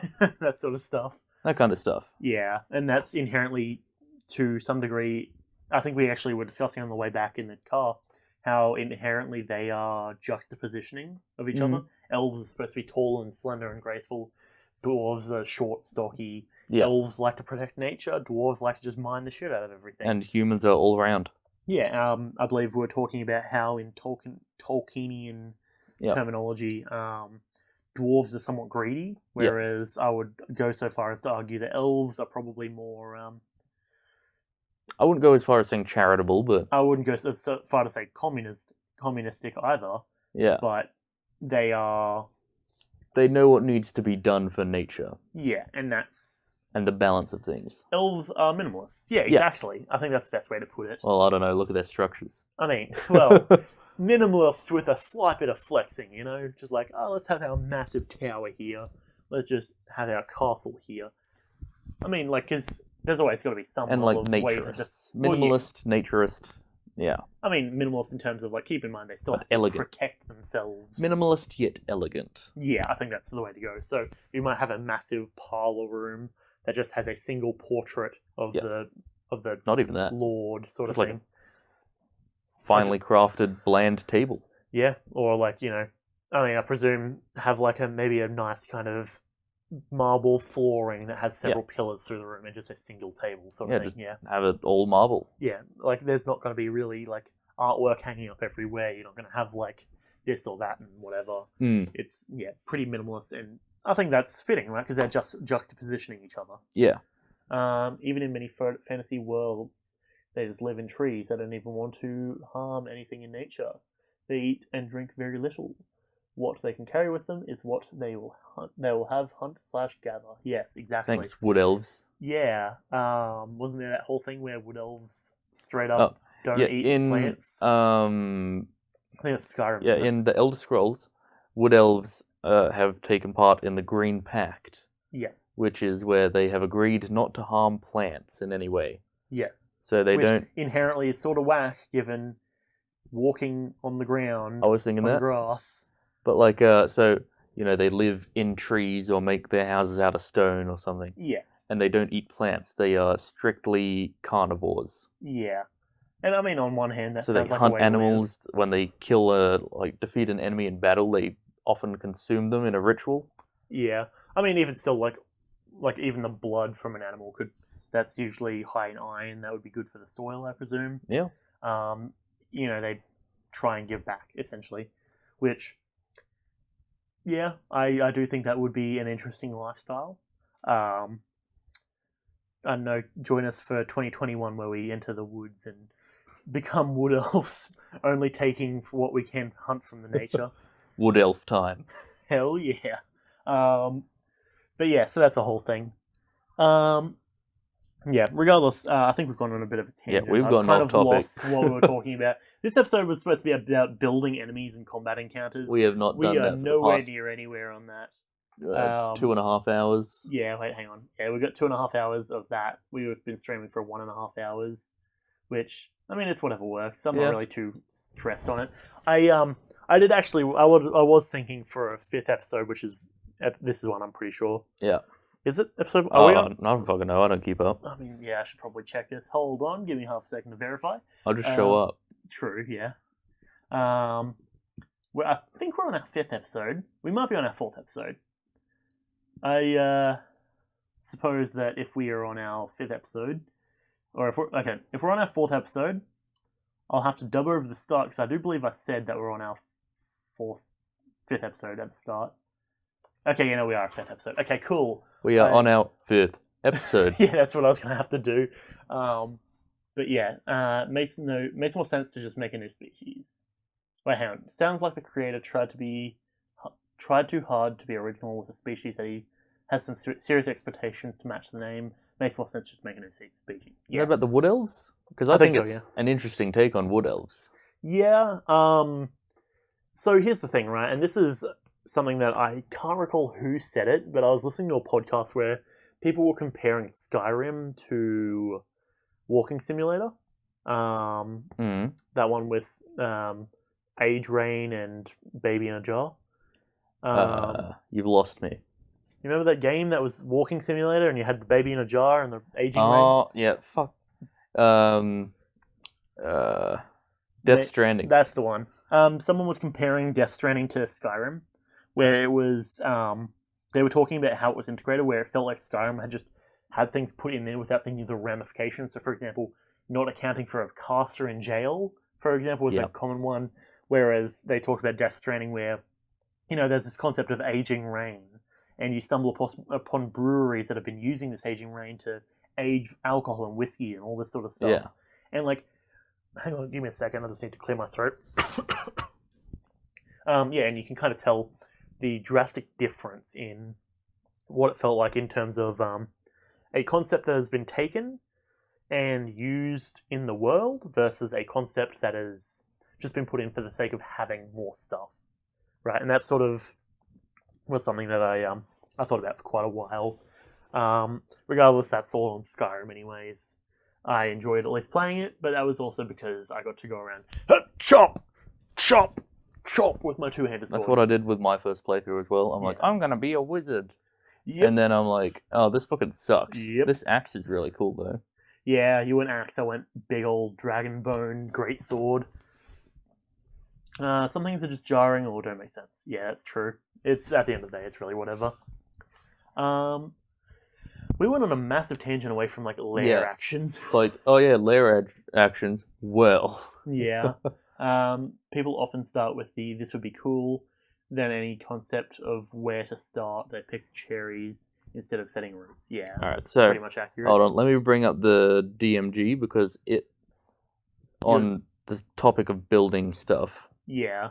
It says it very clearly that hold on. The monster manual contains hundreds of ready-to-play monsters, but it doesn't include every monster that you can imagine. Part of the D&D experience is the simple joy of creating new monsters and customizing existing ones, if for no other reason than to surprise and delight your players with something they've never faced before. So, in the DMG, they're actively encouraging just doing whatever you want. Yeah. And the other thing is, the other major reason why I would say you should be able to create your own enemies and try to learn how to balance your own enemies. Think of how many times you've rolled up to a session, or just Kris, think of how many times you've rolled up to a session and the DM has gone, oh yeah, here's this thing, and they're trying to allude to something and you've been able to just go, I know what this is because I know the monster manual. And then they don't. I've done that many a time. And of course, usually I presume, and my guess is that you don't point that out to them at the table, but you're kind of like, trying not to show that I know what things are. Yeah. And then for the most part, trying to keep that separate from the character as well, which then opens up the conversation of metagaming. And I know Matt Colville did a massive thing on but is it metagaming if my character would know this because slimes, for example, are probably common in D&D world? Think about how much animals we know of in our world. Yeah. And then think of how many animals you would know of in the D&D world, right? Yeah. You would know of rocks and of, They also think about it, how you would have learnt of them. Yeah. Being word of probably mouth. A very average person. Yep. Legends. Yeah, absolutely. Chances are you didn't research it, you didn't study it. Unless you're a wizard sort of thing. Yeah, you've heard some mouth speak of it. Yeah, and you know what they say, and this is something that, they actually say it in the podcast I was showing you earlier. They get much further into the story, and they're talking about some place where it's essentially a place that's been advertised, and they're like, oh, what's the best way to get people to know about something you're trying to do? Word of mouth. Yeah. Which word travels fast. If there's a massive flying bird that's nearby, and I keep going to the rock because I scrolled past it in the monster manual just then, the rock is one of those things that it's big enough that people are going to know, and people are going to have heard stories. They're going to know massive flying beast. That's dragon, wyvern, rock. Three possible things. Yeah. Immediately what comes to mind. And then more obscure stuff. Yeah, and then other stuff. They would know about this sort of stuff. Especially, And then thinking like basic dungeons that people have probably just like accidentally ended up in, for example. Yeah, I like that. Like, in most cases, the general level of education in most fantasy worlds, fantasy swords, sorcery settings is horribly low. You don't know much in most cases. True. That's why word of mouth, not studying. Yep. A GM can always specifically state these creatures are in your area, native, and you know them. Yeah, and that's the other thing is even like, or I'll point to a ranger, for example, who's say you're getting to level 3, 4. It's sort of in your backstory that you've traveled around. You probably are going to know of basic creatures. Yeah. Like, and that's why I point to slimes, because slimes are what were talked about in the Matthew Colville video.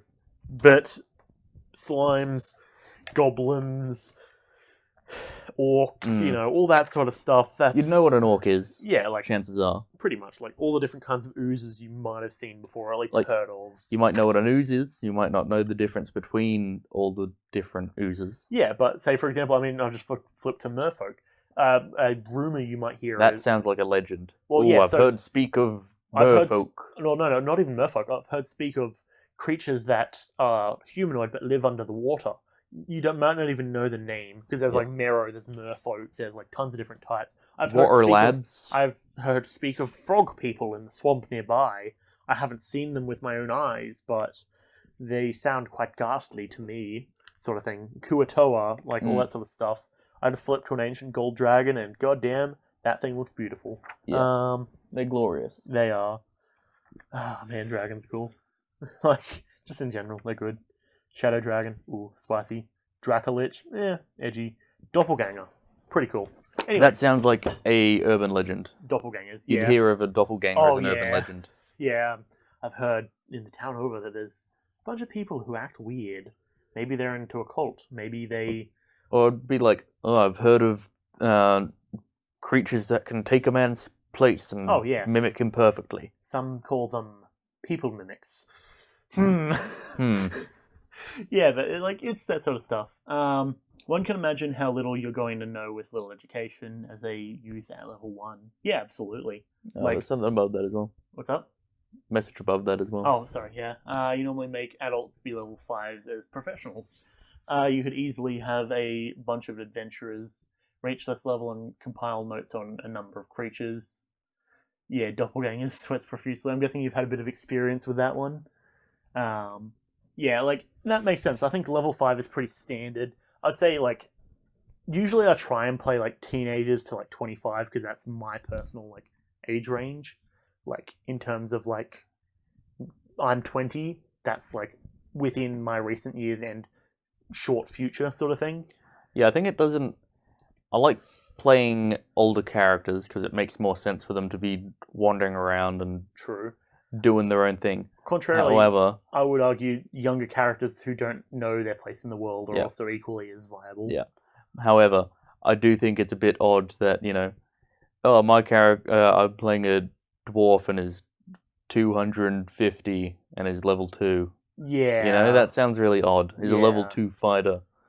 Yeah, that's the thing. And, that's the other thing. I will state, in Australia, 18 is our, age for everything. I don't play anything younger than 18 just because of personal preference. Yeah, doant. Yeah, I'm not comfortable playing anything under 18 because I'd prefer to be 18. No, to be fair, it does depend.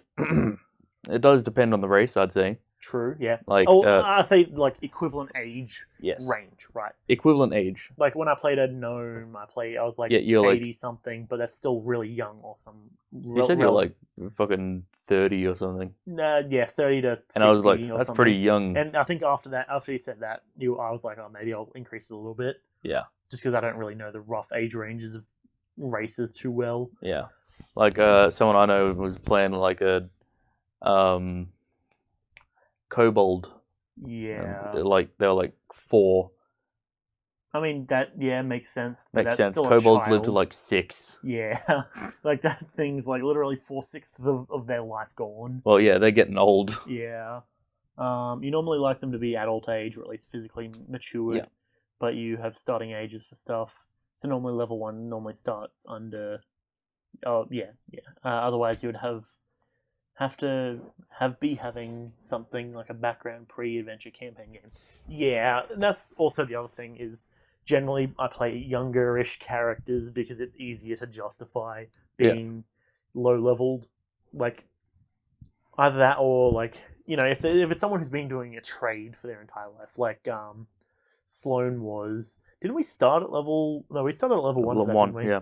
But we Yeah, kind you just had a trade. yeah, she was just a blacksmith essentially. Yeah. That was her whole Like, thing. I like that because we all didn't like start with any grandiose beginnings. Yeah, and that's You were kinda just cool. like a smith. Yeah, a and a- smith, and a it's smith like, priest. oh man, my mind just became infested by weird big spiders or something. We never really decided what it was. And I was just kind I of said like, spiders to I begin live in the with. mountain. Yeah, you were just a hermit who slept on the ground and chilled. All that sort of stuff. I think Xander. What does Xander have? He was a fighter who spec'd into doing the cool magic arrow stuff. Yeah. Which I really like that sort of stuff. If I wanted to play a fighter that was more range based, I would go into that. Yeah. But yeah, that was pretty cool. I don't remember his background. I don't think he really had a background. Yeah, I don't remember either. Like, and that's the thing as well, is like that's also seeing how different people come into the story. Yeah. Like with my hero campaign, I kind of tried to force everyone to have a background and know your background. Yeah. Because having a background inherently establishes a character. Like, if you know how you're... Like, okay, I'll put it this way. Canium, off the bat, he was kicked out of his house because he did something. We never really went into what it was. I like keeping it vague. Yeah, you keep it vague. He did something to basically ruin or not ruin, but like bring down the name of your household. Yeah. Something, and that could have even just been getting bad grades. Yeah. But like, over time, that immediately set the precedent of what sort of character Canium was.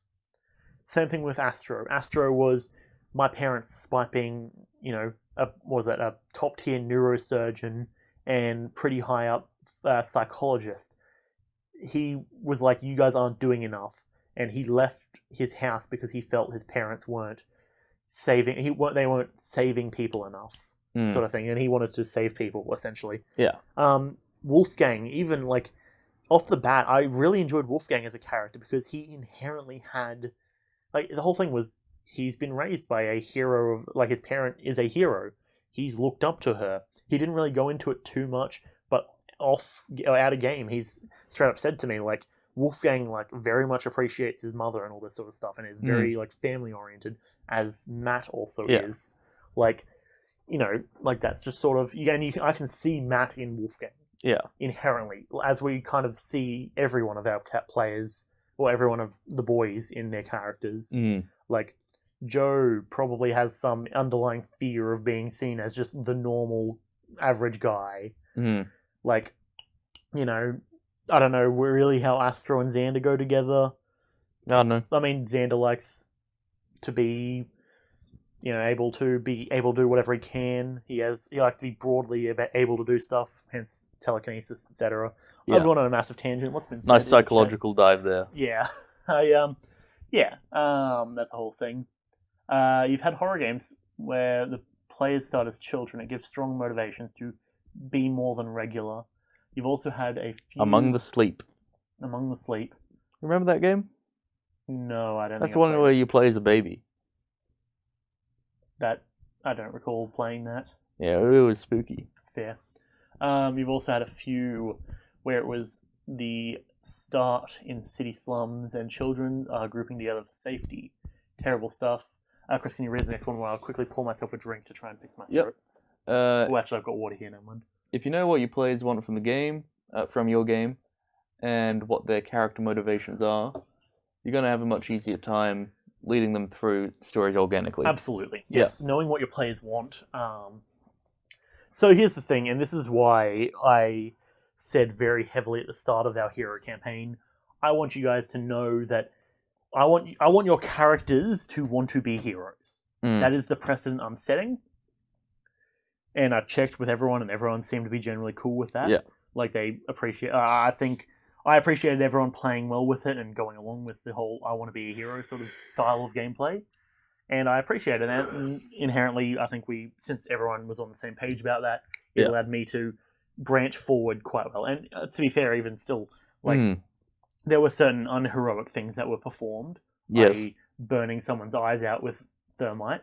Yes. That being said, I left it loose enough where you can be your own style of hero. Yeah. Right?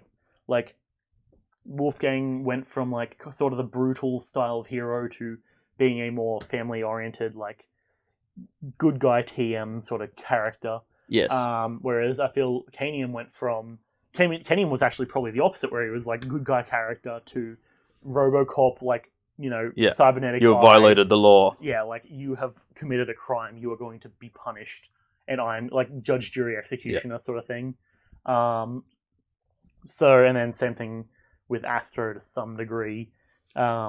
He was just sort of along for the ride in a lot of senses for all that, because he had telekinesis, he didn't inherently have something big and damaging. Yeah. He just was sort of more of, like, I can hold someone in place. He never actually got into the whole, like, hold someone up into the air and constrict them, sort of force choke or even like stuff. throwing just random shit at people. Yeah, like, even, like, I imagine just even the aesthetic of, like, they're like, or someone's chasing, or you guys are chasing someone through around, and he's just like, pew, pew, pew. Actually, no, the reason he didn't do that is because he has to touch stuff. Never mind. Oh yeah, true. I forgot about that. But yeah, I mean, even that aesthetic of stuff is like, or if he's running from something that's chasing him, he's like tapping stuff as he goes, and tap, tap, tap, and then just using his telekinesis to pull stuff over him, or like past him, sort of thing. Regardless, that's a whole thing. That being said, we've gone again a massive tangent. We are literally one dot point through. So, okay. Giving resistances, stats, and abilities. Generally, like, my whole suggestion for a lot of this is use stuff that is already set up as a base. So, yeah, it's far easier especially than... if you're a beginner, I'd say. Yeah. Just take something, change it. Yeah. So, depending on, say if you want to make resistances and stats and abilities and stuff. Yep. A recommendation I've heard a lot. Yep. If you want a Witcher-style campaign. Yes. I think I brought this up previously. Yeah, we've talked off camera about it. Yeah. Half the health, add more resistances and weaknesses. Yeah. So make it so your attacks, if you do the research, you know what their weaknesses are, you can just bang, done. Yeah. Because if they've got half health and more resistance, then, they're gonna, like, it's still gonna be the same fight, essentially, if you're fighting smart. if you're fighting through their resistance, it's the same fight. Yeah. But if you're smart and you do your research, and this promotes doing your research, which I think is very important, then you can inherently... And if they even have a vulnerability, that's essentially... vulnerability, like, it's like the big glowing red hit me button sort of thing. If they have a vulnerability, that is like, compared to how it was before you added the resistance and the half health and all that. Yeah. That's like doing 4 times damage. Yeah, essentially. And that's what you want. That feels really satisfying. Yeah. Especially if you get that by chance of, like, I'm going to throw out this spell, it does force damage, and then all of a sudden it recoils backwards, reeling in pain sort of thing. Yeah. And it's like, ooh, I know what I'm doing. You don't really make it easy, but your supernatural, modern, and low magic takes them a lot in figuring out how to win rather than just going in and fighting. Haste makes waste. Yeah, absolutely. If you run in and if you be cocky, what's that quote? Overconfidence is a slow and insidious killer. Be smart, be efficient. Gratuitous size has no intrinsic merit. Yes. What is it? Some does not dissuade the sharpened blade. Superior size alone does not dissuade the sharpened blade. Yeah, exactly.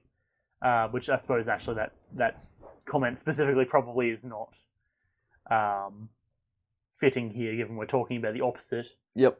For D&D it's closer to over is that Clownfidence?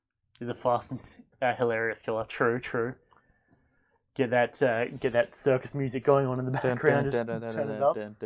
Yeah, which actually I've heard that quite a lot because I think both Matt and Sam have been playing They've it a just bunch been recently. doing it. Every time you make a mistake, you just hear. I mean, this is while we're playing Minecraft, but yeah, I mean, it's a bit of a meme. I enjoy it. Like, yeah, You absolute clown. look at this fool making an absolute dummy out of himself. Yeah. So I had like a scan of like different words I could say, and I'm like, let's keep it family friendly. Let's put this through the censor first.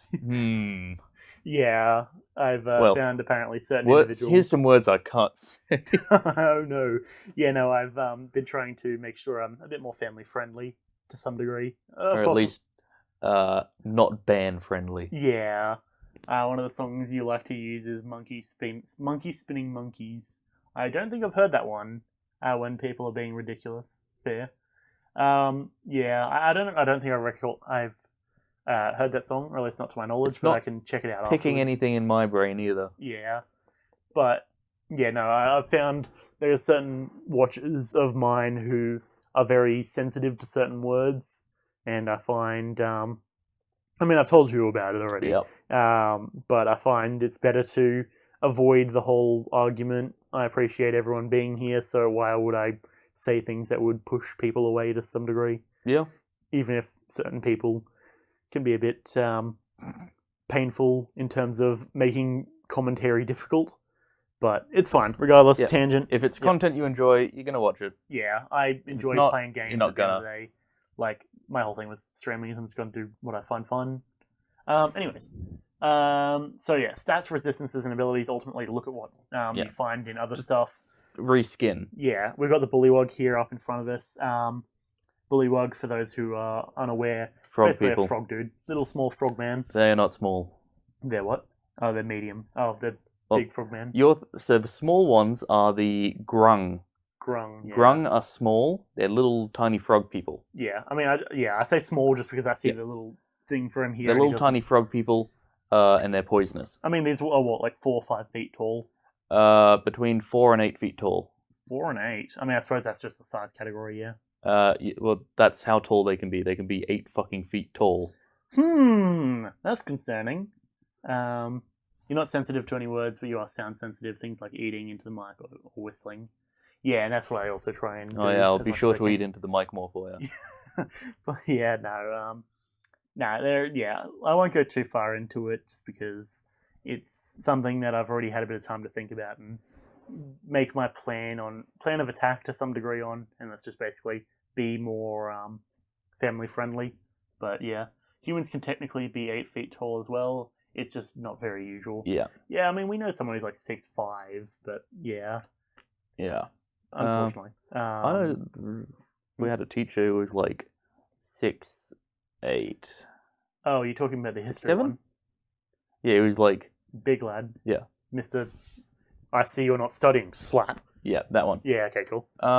Which we've got stories about him. It was like, I don't know how tall that is in feet. 1.98 meters? 1.98 is about 6'5"-ish, I'm pretty sure. Oh, yeah, fair enough. I mean, he's pretty tall anyways. Yeah, he's tall. Yeah. I know his son. He's also tall. Doesn't he work where you work? Yeah, he does. Whack. Anyway. Yes. Okay, yes. Use stuff you've got. Know when to use swarms and minions and how to use them to give an exaggeration of power. Yeah. So you can tweak, like, if you're going to swarm someone with kobolds, they're already pretty pathetic, but, you know, you can drop their health a bit. Yeah, I think, isn't it, I don't know if it's a 3.5 rule or who invented the rule, but, like, drop their health to 1, man. Let the players, like, in one cleave, they, like, swing through, like, 4 of them, sort of thing, and just, like, knock them aside with just a pure I'd like to force clarify that cleave is, in fact, a rule that anyone can participate in. Isn't it that you need a certain either thing on a weapon Don't say it. Feet? Don't. I thought you were going to say fighter fucking thing. Oh, that might be the thing. No, that is not true. That is a different fighter thing, cleave. Oh, cleave. Okay, fair. But there is the Are optional... they both called cleave? Yes, they are. Okay. Yeah, fair. So there's the fighter cleave, which everyone's like, oh, you need to be a fighter or like a battle master for that. And I'm like, no, it's an optional rule. It's in the back of the DMG or the player's handbook. So, for example, if you've got 2 kobolds in front of you. And you do enough to kill one of them, you can proceed the damage to the next one. Kinda, sorta.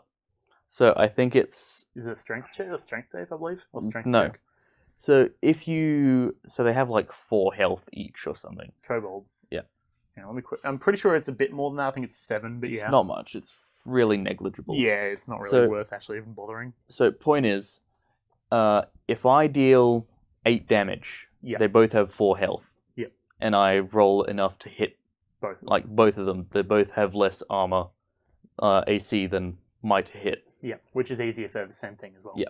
So that means if the DM allows it, because it's an optional rule, I can kill Kobold number 1 and then continue on to Kobold number 2. Yeah, so that's like a nice big slash through the two of them, sort of thing. Which, a lot of nice DM description stuff you can do there. So Kobold. So I think it's up to the DM how they interpret this rule. Sorry, just having little hiccups there. How it's up to the DM how they interpret this rule.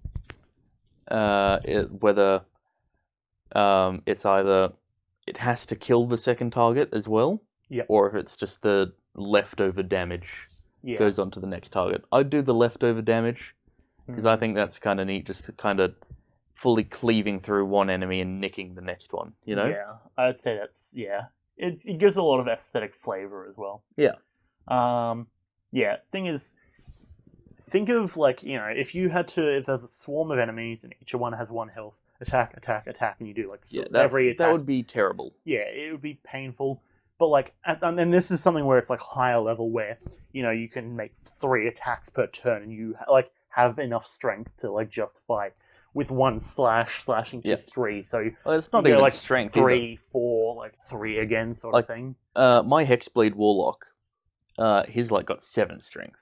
Yeah, he's very weak. The other thing I'll point out as well is his sword is using charisma to hit. Yeah, I'd imagine it's like a magically charged, super sharp blade. Yeah, it's not strength. The other thing is using rules like that make it so you can, in a fight where it's against a lot of things, that it's not just the wizard who's doing the work. Yeah, wizard AoE, it's bang, done, okay, cool.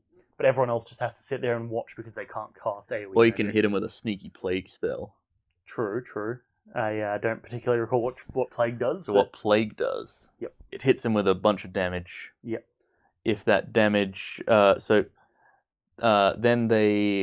after they're hit with that damage, they are plagued. Yep. And then after a certain amount of time, and I think the plague drops their health, keeps dealing damage over a long period of time. Yep. When they reach 0, they essentially cast plague again. So it becomes essentially it's a chain. A chain effect.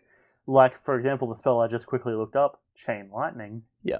So you could just, if there's a bunch of enemies with 1 health, 1 plague spell should knock them all out. Yeah, it's like in games where, 1 explosion causes the next, that causes the next, that causes the next, and bada bing, all of them are dead. I think Chain Lightning does have some restriction to it.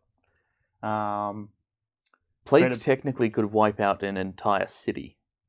Yeah. Because it's it doesn't kill them instantly. Okay, sometimes. So Chain Lightning can only go, you hit something and 3 things come out. It doesn't split past that. Yeah. It's essentially just get. Yeah. I am the Senate. That sort of stuff. Humans there can be a lot of ways that you can play it mechanically. You've not fleshed out your mass combat book, but you can easily have a swarm, use 1 health pool, and 1 set of attack/combat action type as they try to run the players over. Yes, true. That's actually similar to what the game and generally pretty well acclaimed Paper Mario: The Thousand Year Door, which I did actually stream and record and have on my channel. When you're there's a few instances where you're fighting many creatures. You fight a gold fuzzy that's surrounded by normal fuzzies, like a ton of them. At the end of chapter 5, you got to face a swarm of X-Nauts, which are the antagonistic force. And then later on in chapter 6, you have to take on these weird pube-looking things. I think they're called Smalgs or something, and they form into one big thing that you just have 1 HP pool for. At high level, your classes tend to have way too many options to specifically worry about swarm looks, which are often used to distract or annoy you. True. But yeah, at the end of the day, it's one of those things where I try to ensure that every combat from, after finishing my hero campaign, I try and make sure that every combat that I participate in or I design for the group has some story implication, or some not mechanical but story effect. So if I want to, boost the morale of a party for a bit, for example, I'll set up a bunch of small, weak enemies because nothing feels as good as rolling up on just a squad of kobolds and in one swift movement taking down an entire group. Just slice them through them. They're weak as fuck. Yeah, exactly. And it's really satisfying. I do quite enjoy it. Next up, we have determining power through attack damage, plus to hit, standard calculation versus I'm the DM. Hang on, let me reread that. Yeah, I don't know what you mean by that. So I think what I wanted to... the 2 points I've got there is just roughly when you're setting combat up, know how much average damage your dice do. Yeah, so read the fucking stat block before you throw an enemy at your party. Yeah, 3d6 doesn't sound like much, but that's minimum 3, maximum 18, with an average of what was it, 15-ish, I'm pretty sure? Yeah, 3d6 sounds like a lot to me. Wait, hang on, no, it's not an average of 15, it's an average of 7.5, I believe. Yeah, so then you add modifiers onto it, then you'd risk crits. Oh no, hang on, I'm dumb, it's 11.5, Jesus. So... it's a long day, it's midnight. No, it's actually 1 o'clock in the morning. You get the idea. Is it? Yeah, I think so. Oh, fuck. Yeah. So understand how much damage dice you do. And then the other thing is, I think the standard calculation part is basically when you're creating monsters, it'll come up saying average number or 3d6 for their health. A lot of the time, if I'm just I'm just done, I'll just put down a number. I'll just average it to 15, 20, whatever. Well, it already has the average on it. True, but if I want it to be a strong one, I'll crank it up by a little bit. Or add a little bit. Do what you feel is right. Don't be bothered rolling. Just add what you want. Kick it up a bit. Yeah, it doesn't really make a difference. It's a lot faster to just say, yep, this is this, easy. Yeah. Okay, so now we've got some. So of course this was. I planned out this. My script. favorite part. Yeah, I planned out the script assuming that it was going to be a lot quicker. Well, we'd get through it a lot faster. We're 2 hours into recording, so we'll go sort of quickly through this. We've got 2 little games that I've prepared, games in quotations. We are going to build some example monsters. I've got something down that I would build, and I'll just describe through the rough stuff that I'd put into it. And it's more flavor for D&D because it's an enemy I've made for the hero campaign and just slapped it over. And also, Kris has the giant skeleton, which we've discussed ahead of time. And actually, something we can do. Yep. You can say how you would build these creatures, and I can say how I would build them, and any other ideas that we might have. Yeah, that sounds good. Okay, yeah, so because I'm guessing you want to get a go at the corpse drone thing? Yeah, I do. Okay, sounds good. Well, I'm down. All right, well, do you want to take us in with how you would do the giant skeleton? Alrighty, this one's an easy one. Yep. So, you look at the giant that you want. Yep. And then you look at the skeleton stat block. Yep. Put them together. You just slap them. Yep. Easy one. So, you look at what actually, when you go into it a bit more, you look at what changes between a skeleton and a regular person. Yep. And then you apply that kind of change to maybe a giant. Yeah, so I think intelligence and wisdom, stay the same. Doesn't constitution drop down to 13, I believe? Yeah, I'd change the constitution to the skeleton constitution. Yeah. Keep the giant strength. Yes, definitely. Drop the intelligence, wisdom, and charisma, I think. I would drop the dex also as well. Yeah, I'd probably drop the dex. No muscles to make a move as well. Well, magic. technically, I don't know how skeletons work, Yeah, it doesn't but really make just drop sense. it. Yeah. Give it a nice little kind of, big hulking slow thing. Yeah. Give it all the resistances and abilities So that a perhaps skeleton gets. like piercing resistance, because actually I think Technically, this is something skeletons don't have piercing resistance, which you'd think they would, because the skeletons. the skeletons. Yeah. So actually, I suppose inherently, I'm kind of commenting my opinions on this. I'll let you. I'll let Yeah. you take the lead, and instead of like going, you do those Yeah. two, and then I'll do these two. I'll just make my comments on it. They just get the weakness to bludgeoning and all that Yeah. cool stuff. Get those bones it's- broken. It's not that hard, but I don't know if maybe the giant has some magical ability. I'd say get rid of that. Yeah, I'd say that makes sense. I don't think skeletons are innate spellcasters in general, I don't think they are. so it doesn't really make sense for This them ain't to. Skyrim. Yeah, like realistically, the skeleton I feel seems pretty basic. Yeah, it's basic. I'll flick over, and this is kind just of modernizing, or not modernizing, but making a basic enemy like a skeleton. into just bigger. Oh yeah, just making it bigger. And because thing is, like, it feels like it'd be a cool thing that you the party explores, like the destroyed automaton giant thing we were talking about before. Oh, the do you mean the reskinned Hell engine, The or one that we're talking about with the rust eater things, the basically giant iron giant. essentially. the collapsed Warforged Colossus? Yeah, that's the one. Like, it feels like one of those things where, like, you go through it and then you're like, okay, cool, this is all good and cool and such. And then you press a button by accident or on purpose. And then all of a sudden, you just hear this massive sound as the thing that you're inside stands up. Yeah. And is like, hey, what's up? Why are you inside me? Or some shit. Or why are you there attacking me?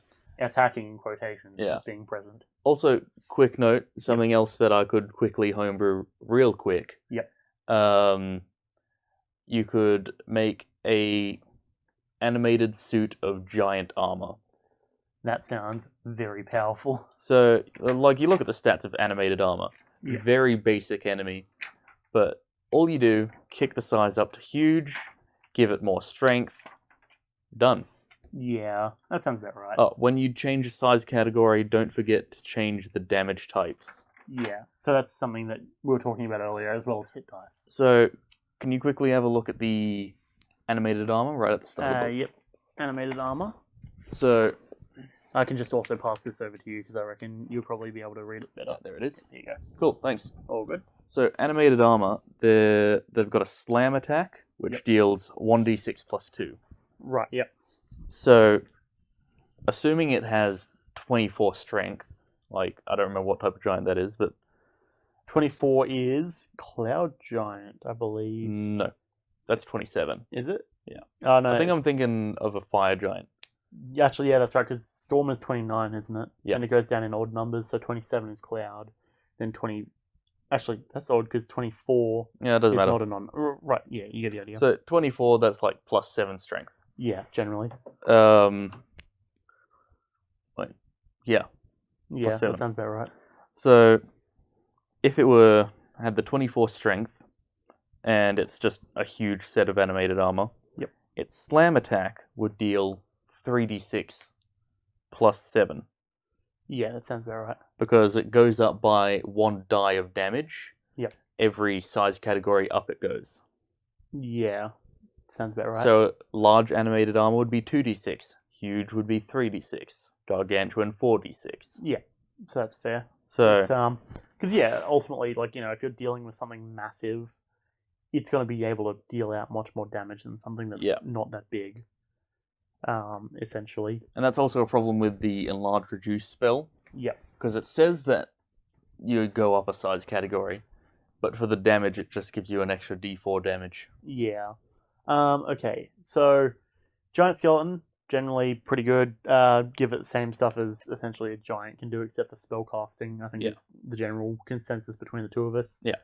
Now, I feel the corpse drone is something I should probably give description on, because it was something that I dreamt up in a, one of those moments where I'm like, what can I do Well, to they can't make see a our horror... notes, so Yeah. corpse drone explanation. Yeah. Well, I can just... Yeah. Yeah. So the corpse drone, essentially, in my campaign, I came to a point where it was still early game where I wanted to integrate some horror, like, some like fucked up shit to get you guys on edge. Mm. So immediately as we started the arc, I got you guys into this field, just in front of this like abandoned like laboratory that you guys were going to explore. And so in this world, there are things called quirks, which are essentially your superpowers, right? And they can be weird stuff like you can stretch your eyeballs out of your head. You can extend certain limbs. You can do this, you can do that. Something's useful, something's not. It's all just, whatever. Now, at this place, I concocted this idea. I say I concocted it. It was half from the movie, the first Hero Academia movie that came out, and half from just me sitting there being like, I wonder what would happen here. Where essentially there is some liquid. So in the movie, it was just a piece, like a headset you wear. I wanted it to be more of a chemical thing that essentially activated your quirk without you doing it. And so it went from like that chemical being found inside the place to this headset essentially that was made that wouldn't basically it would sit around the head and slowly pump this chemical into its host. And as the design went on, it essentially developed into an AI that would, monitor the status of a person, which then along the lines became somehow, I don't know whether it was, and we didn't really get into it, but the AI also somehow developed flight, whether that was just from... a little quadcopter. Yeah, it's basically a quadcopter little helmet thing that held up its host by the head. Held up its host by the head. And at this point, I'm like, you know what? Horror, let's go with it. So this abandoned factory as you guys are rocking up, you just hear this whirring sound as the sun is setting, as smoke and fog fills the area, as essentially it creates a smoke screen, and then behind it you see the silhouette of this like body hanging from this quadcopter thing. And we had a couple of fights or combat encounters rather, where you guys had to neutralize this thing, because essentially it didn't have health because it's already a corpse, but the corpse itself still has the ability to produce whatever, like the effect it had, which in that case for that one was smoke. But that obscured another thing that was attacking you at the time. That was essentially the initial way of the laboratory setting off its alarms. And so you fought more of them and stuff went on, etc., etc. D&D-izing it, I don't necessarily know where you'd want to go with it. But my immediate thought is, it's something that controls a host. It uses the intelligence of the host or the knowledge of the host. I would probably say the host itself probably wouldn't be too physically sturdy, but depending on what spells the host can cast, they either randomly go off or they go off according to what is needed in the situation, judged by the AI. So there might be a certain trip of this character's getting low, cast this thing on itself, or cast Thunder Wave, or, this character's taken too much damage, do this thing, cast Fireball or something. So that's immediately what I would probably do. I'll throw it over to Kris, because I presume you've got a few ideas on what you would think about it, necessarily. Yes, I do. Okay. So, what immediately came to mind for me was quite similar to the Durgar constructs. Yeah. As can be found in Mordenkainen's Tome of Foes. Yes. So this is a book I haven't really written. Not written. Yeah, you haven't written it. Clearly. I haven't read, rather. So basically hit us with what you got. So, immediately I think of the Durgar Hammerer, rather. Yes. It's a construct that contains within it a dwarf, or a Durgar, one of the two, doesn't matter. Yeah. Designed to hold one of them. Fair. And, as opposed to Dwemer. Yes. Also, technically dwarves, if I'm not mistaken. Kinda, sorta. Yeah. Well, they're a type of elf. Kind of. rock elves. Well, yeah, they're a type of elf, but they're called dwarves for some reason. Yeah, reasons. Skyrim. Anyway, so it's a construct with a host inside. Yep. From which it gains its power. Yes. So it's the machine in charge with the host, which is power source. Yep. So while you're attacking it, you can choose to target the captive creature, and you roll with disadvantage. On a hit, you deal an extra d10 of damage, and it gets here it gets a reaction, but right. In that case, probably not so much. Maybe not a reaction, but just more damage for a harder target to hit. Yeah. And potentially just stopping it from using its ability. Yeah. Or at least, that right. Yeah. Like, I don't know necessarily, because the analog from the hero campaign to D&D was that spells was essentially replaced with quirks. That's why I immediately think of like, oh, if it's a spellcaster, the spells go off. But it depends on really how you want to flavor it. You could just make it so the corpse flails around wildly and attacks whatever's in reach. Yeah. Maybe like an undead or a zombie or something along those lines. Yeah. Ultimately, it depends on how you think you would want to build it. It was designed for the hero campaign, so naturally I didn't design it with D&D in mind, but it still kind of fits. But yeah, any other thoughts on either of those before we move on? No, just like the Durgar constructs, being parasitic in nature. Yeah. Definitely align with that. Yeah, fair. And have some good inspiration. Yeah, so I was originally planning to have us actually like go through and use a website that I found that you can use to generate proper cheat things for the enemies. That's cool. We might have to do that on another time if we make an actual stream of making enemies. So we can do that then. But for now, we can just keep moving forward. But let's quickly check chat because there was a message that I saw a while ago and have just been waiting for a proper time to call it out. At high level, Kenny says at high level, your classes tend to have way too many options to specifically worry about swarm monk. Mobs, which are usually... Oh, hang on, I've already read that. Okay, don't worry, I'm just dumb. Okay, so here is where I'll flick this tab back up so you can see what we've been working with. And so, as we have here, if I can get this back up, we've got a game. I'm going to say a random location, and by saying it, I mean we're going to go and take it in turns to call out numbers. Beside these numbers, I have written in white coloration as a place. Essentially, tell me what off the top of your head is the sort of enemy that you would create for that location.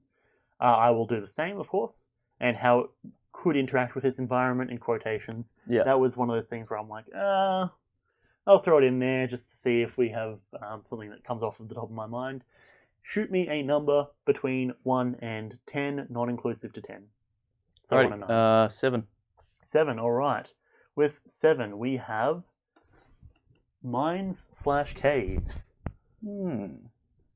So immediately what comes to me is, your typical burrowing worm type thing, but that's kind of stereotypical. Yeah. There's a lot of insectoids that would also probably be prevalent. What do we got? Yeah, it's hard to think of just like a creature that you can just create for that. Yeah, I would say, okay, I'm going to take one. So, the dark mirage or something? It's not mirage. Hang on, let me bring it up. So there's like a squid that hangs on the surface of the ceiling. Dark mantle. Dark mantles, those are the ones. Yeah. So take something like that, right? And that's like a pointed sort of thing.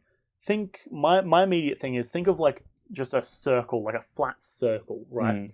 That suctions to the top of the ceiling and drops down onto things. I mean, like past. that's already a creature in D&D. Is it? Yeah, it is. Bro, okay. Well, what is it? Like, I don't know the name of it. It's like a roper, but it's a baby roper. So from like, aren't ropers from Half-Life or something? No, that's barnacle. Okay, fair. I haven't played Half-Life, so I Yeah. don't know. They're basically the same thing. Okay, fair. So a roper, well, ropers are fucked Yeah. because they've got like a melee attack range of like 30 feet. Fuck that. So they got long tendrils. They go, boom, you're attacked, and you're grappled, and you're coming closer to me so I can bite you. Fair. And I've got 3 other tentacles to make an attack with. Oh, fuck that. So, yeah, ropers, don't like them. Yeah. But here's the thing, I would also add to on top of that, that they can't just, or they can just also not be on the ceiling and on the ground. You step on it, it's like, literally like, what's it called? There's a type of bait we can use, or we can find in like around Australia and like Queensland, like spongies or whatever they're called. I don't remember the name. Kunjivoy? I believe that's the name for them. Where they're like squishy little. Oh yeah, they ball shoot things. water. Yeah, like sort of that. Yeah. But instead of shooting water, they have a tentacle. Kavunjivoy. Kavunjivoy. I think that's what they're called. I just call them Kunjivoy. But yeah. I don't know. Anyways, but yeah, like comes out with like some like, I don't know, claw or like tendril to like grab onto something's leg and hold it in place. Because inherently that immediately is grappling or like restraining something, which is pretty solid and pretty powerful. That's immediately what I come to. Though I'm unsure of what you have thought of, because that one feels like that. Yeah, it's kind of a standard thing. You could maybe go into the more mine sort of style thing of like something that mimics ore, perhaps. Yeah. Like a plate, or like something that like sticks against a wall and mimics ore, and then when something hits it, it like absorbs the pickaxe or something. I don't really know. Depends on how you want to go with it. Either that, or if not absorbs it, like something that literally goes over to the wall, attaches to it, and absorbs the ore out of the wall as like a sort of kind of like a rust monster that consumes gems. Gems, maybe. Kind of like a Zorn. Zorns, yes. So those, I was actually looking at the Zorn earlier. Yeah, it would be like a cross between like a rust monster and a Zorn. Sort of, yeah, I imagine. You know, like a rust monster that's like, oh fuck metal. Well, it still likes metal, but you know, get some gems in there too. Yeah, it's good for the health. Yeah, gets you some silicon. Good for health. I mean, and then actually thinking that if it's consuming silicon, silicon is a semiconductor. So, yeah, depending on what temperature it operates at, could possibly You're generate injecting too much science into my fantasy. I mean, yeah. I just think because I know basic computer stuff.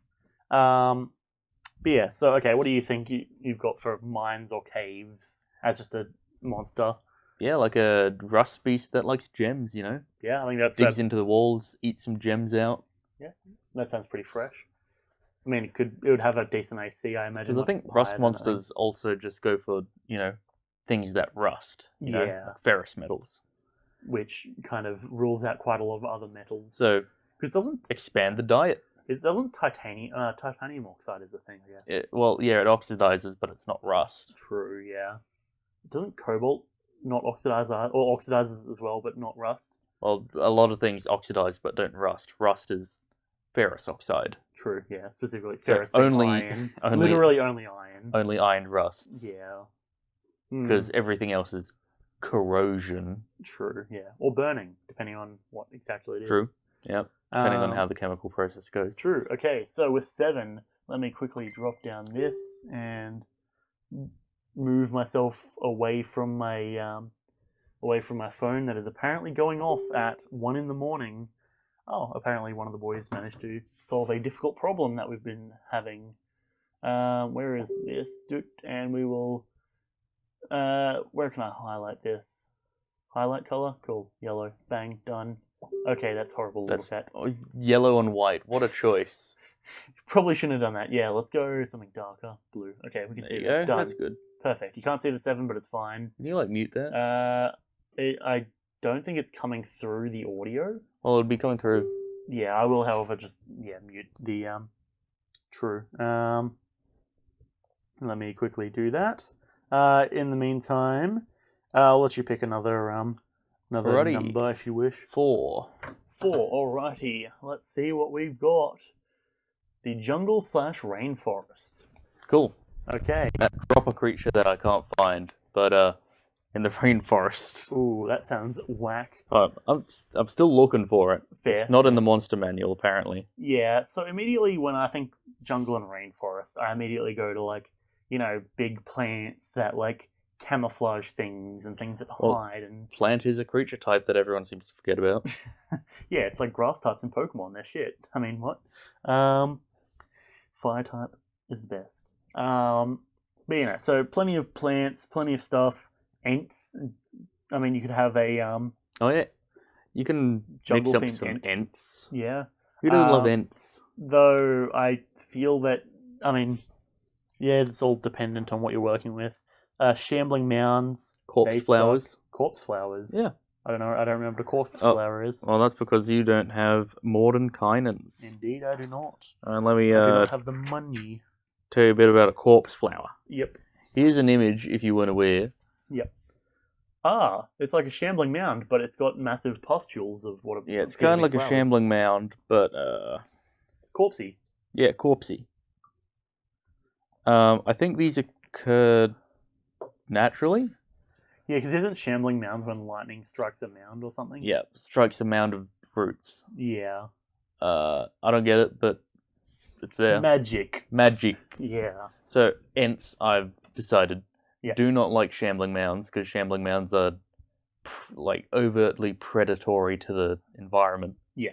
So an Ent would be like, Despite it itself being environmental. Yeah. Though I don't know how an Ent would feel about a corpse flower. Yeah. Because it says they're chaotic evil as well, which is weird. You'd think they'd be unaligned, being a plant. True, yeah. Okay, actually, that's another thing to think about. The water parts of rainforests having, for example, like, and I look down to the dinosaur-style stuff of, like, snakes and, like, something that, like, moves through the water like an eel and possibly bites at people's heels. Yeah. Possibly poisonous. Yeah. Venomous, technically. Yeah. Well, eels aren't venomous, but the Plesiosaurus, if I'm looking at the correct illustration here, looks like something that would definitely be painful to be bitten by. yeah. It is a snake that has teeth. I kind of like... All snakes have teeth. This one has lots of them. Yeah, I was going to say snakes have teeth. Yeah. Chief. I mean, that's how they venom you. Get all up in your existence. Cha-cha. On the feet. On the hands. Yeah, don't like snakes. Yeah. It's going to be a bit of a yikes from me, though. Yeah, just like little trap flowers, you know? Fair. Like you're walking along, just like a sort of broad, sort of leafy flower that doesn't really look like anything special. Yeah. Step on it, clamps on your foot like a bear trap. Yeah. I mean, if we wanted to go back to the similar styles before, a flower, tendrils outwards, grabs you. Yeah. A lot of stuff with that, a lot of positions for places that have tendrils. A roper, that's a flower. Yeah, bada bang. Turn it into a plant, give it some camouflage. It already has camouflage, I mean, even if you want to go actually. something similar, it's a plant that shoots pollen that's dangerous. Yeah, or paralysis like, pollen or something. Yeah, like the myconids, the mushroom people, I believe they're called. Oh yeah, those are pleasant though. They're friendly. Yeah, they chill. I mean, yeah. Actually, now that I think about it, mycelium and myconids, I imagine if they have some similar root in their Well, yeah, name. obviously, because they're mushroom people. I mean, yeah, but like, I don't know what that root is. Well, technically, they don't have roots because Mycelium, they're yes, I know. because Yeah, they're okay, yeah, fungus. Yeah, okay. So, would you say you've got something else you want to throw in for jungle and rainforest, or should we move on? Yeah, just planty stuff. Yeah. You know, maybe some watery stuff. Yeah, inherently my first thought, well, I'll say, Paper Mario and Thousand Year Door has like this whole jungle section that has probably influenced my presumption of how jungle areas are like. Let's just say a lot of poisonous creatures, a lot of coconut mimic, I don't know, make it work. There's a lot of stuff where you could have a Displacer Beast style thing hiding in the plants. It's camouflaged with green. Yeah, chuck some Fae in there as well. Yeah, Fae works. Well, because this is jungle / rainforest, something tropical, like... Yeah, Fae still. Yeah. Actually, a Displacer Beast that is like dark green would kind of fit really well, I imagine. It would be very Avatar-like. Yeah. As in the movie, Blue not People movie. the Blue People movie. Yeah. Yes. That whole one. Okay, I'm gonna take a quick old guess, and I'm gonna say let's go number 9, the city. Cool. City. Gargoyles. Gargoyles. How can we twist that? By making it technically not gargoyles, because it's the other one that stands on top of the gargoyle. Yes, it's a grotesque. Yeah, I feel like we had this whole discussion last podcast episode. It is a grotesque, not a gargoyle. They're Yeah. different things. Yeah, no, name, yes. Yeah, gargoyles. So I'm thinking city is in more modern-esque style, because a lot of the other ones feel more possible for fantasy, or like fantasy/neutral. But I'm thinking more modern style sort of stuff. Yeah. I mean, coffee cup mimic. And Wow, mimics everywhere. thanks, Prey. Oh, yeah, that's right. That's the whole thing, isn't it? Yeah. Oh, yeah. I never actually played Prey, but I remember hearing Matt in Discord, this bloody coffee cup. Man. I played a bit of it. I came across... You prayed a bit of it? Yeah, I prayed a bit of it. I came across like a phantom. It took me down to really low health and spooked me, and that was the end of my playtime. Understandable, yeah. You're just like, fuck this, I'm out. Alright, cool. Not doing that. Yeah, understandable. I should probably play it at some point, but I'll get around to it. Maybe on stream, maybe not. I don't know. We'll see. Yeah, city. Okay, well, what do we have? What could be fitting in a city? Fitting in a city. This was the one I forgot that I put in here. A fitty. Like, I've been kind of thinking about all of this for the last 3 weeks. I forgot I put city in. So that's the one I haven't thought about inherently. Yep. I mean, off the top of my head, I suppose we're thinking of monsters inherently. You could just have, purse snatchers and general thugs, people who are trying to get up in your grill, trying to steal your wallet, that sort of stuff. Yeah. Homebrew a bandit to be more city-esque. Yeah. Yeah, that sort of stuff. And yeah, there's not really much. Like, if you want to get real fancy and more medieval with it, underground tunnels, underground, sewers, there's plenty. I imagine that, under them, in manholes of, you think, New York or something, you drop down a manhole, and all of a sudden, it is a horrible experience. Yeah. Given it would smell like shit. Yep, it is a sewer. Yeah.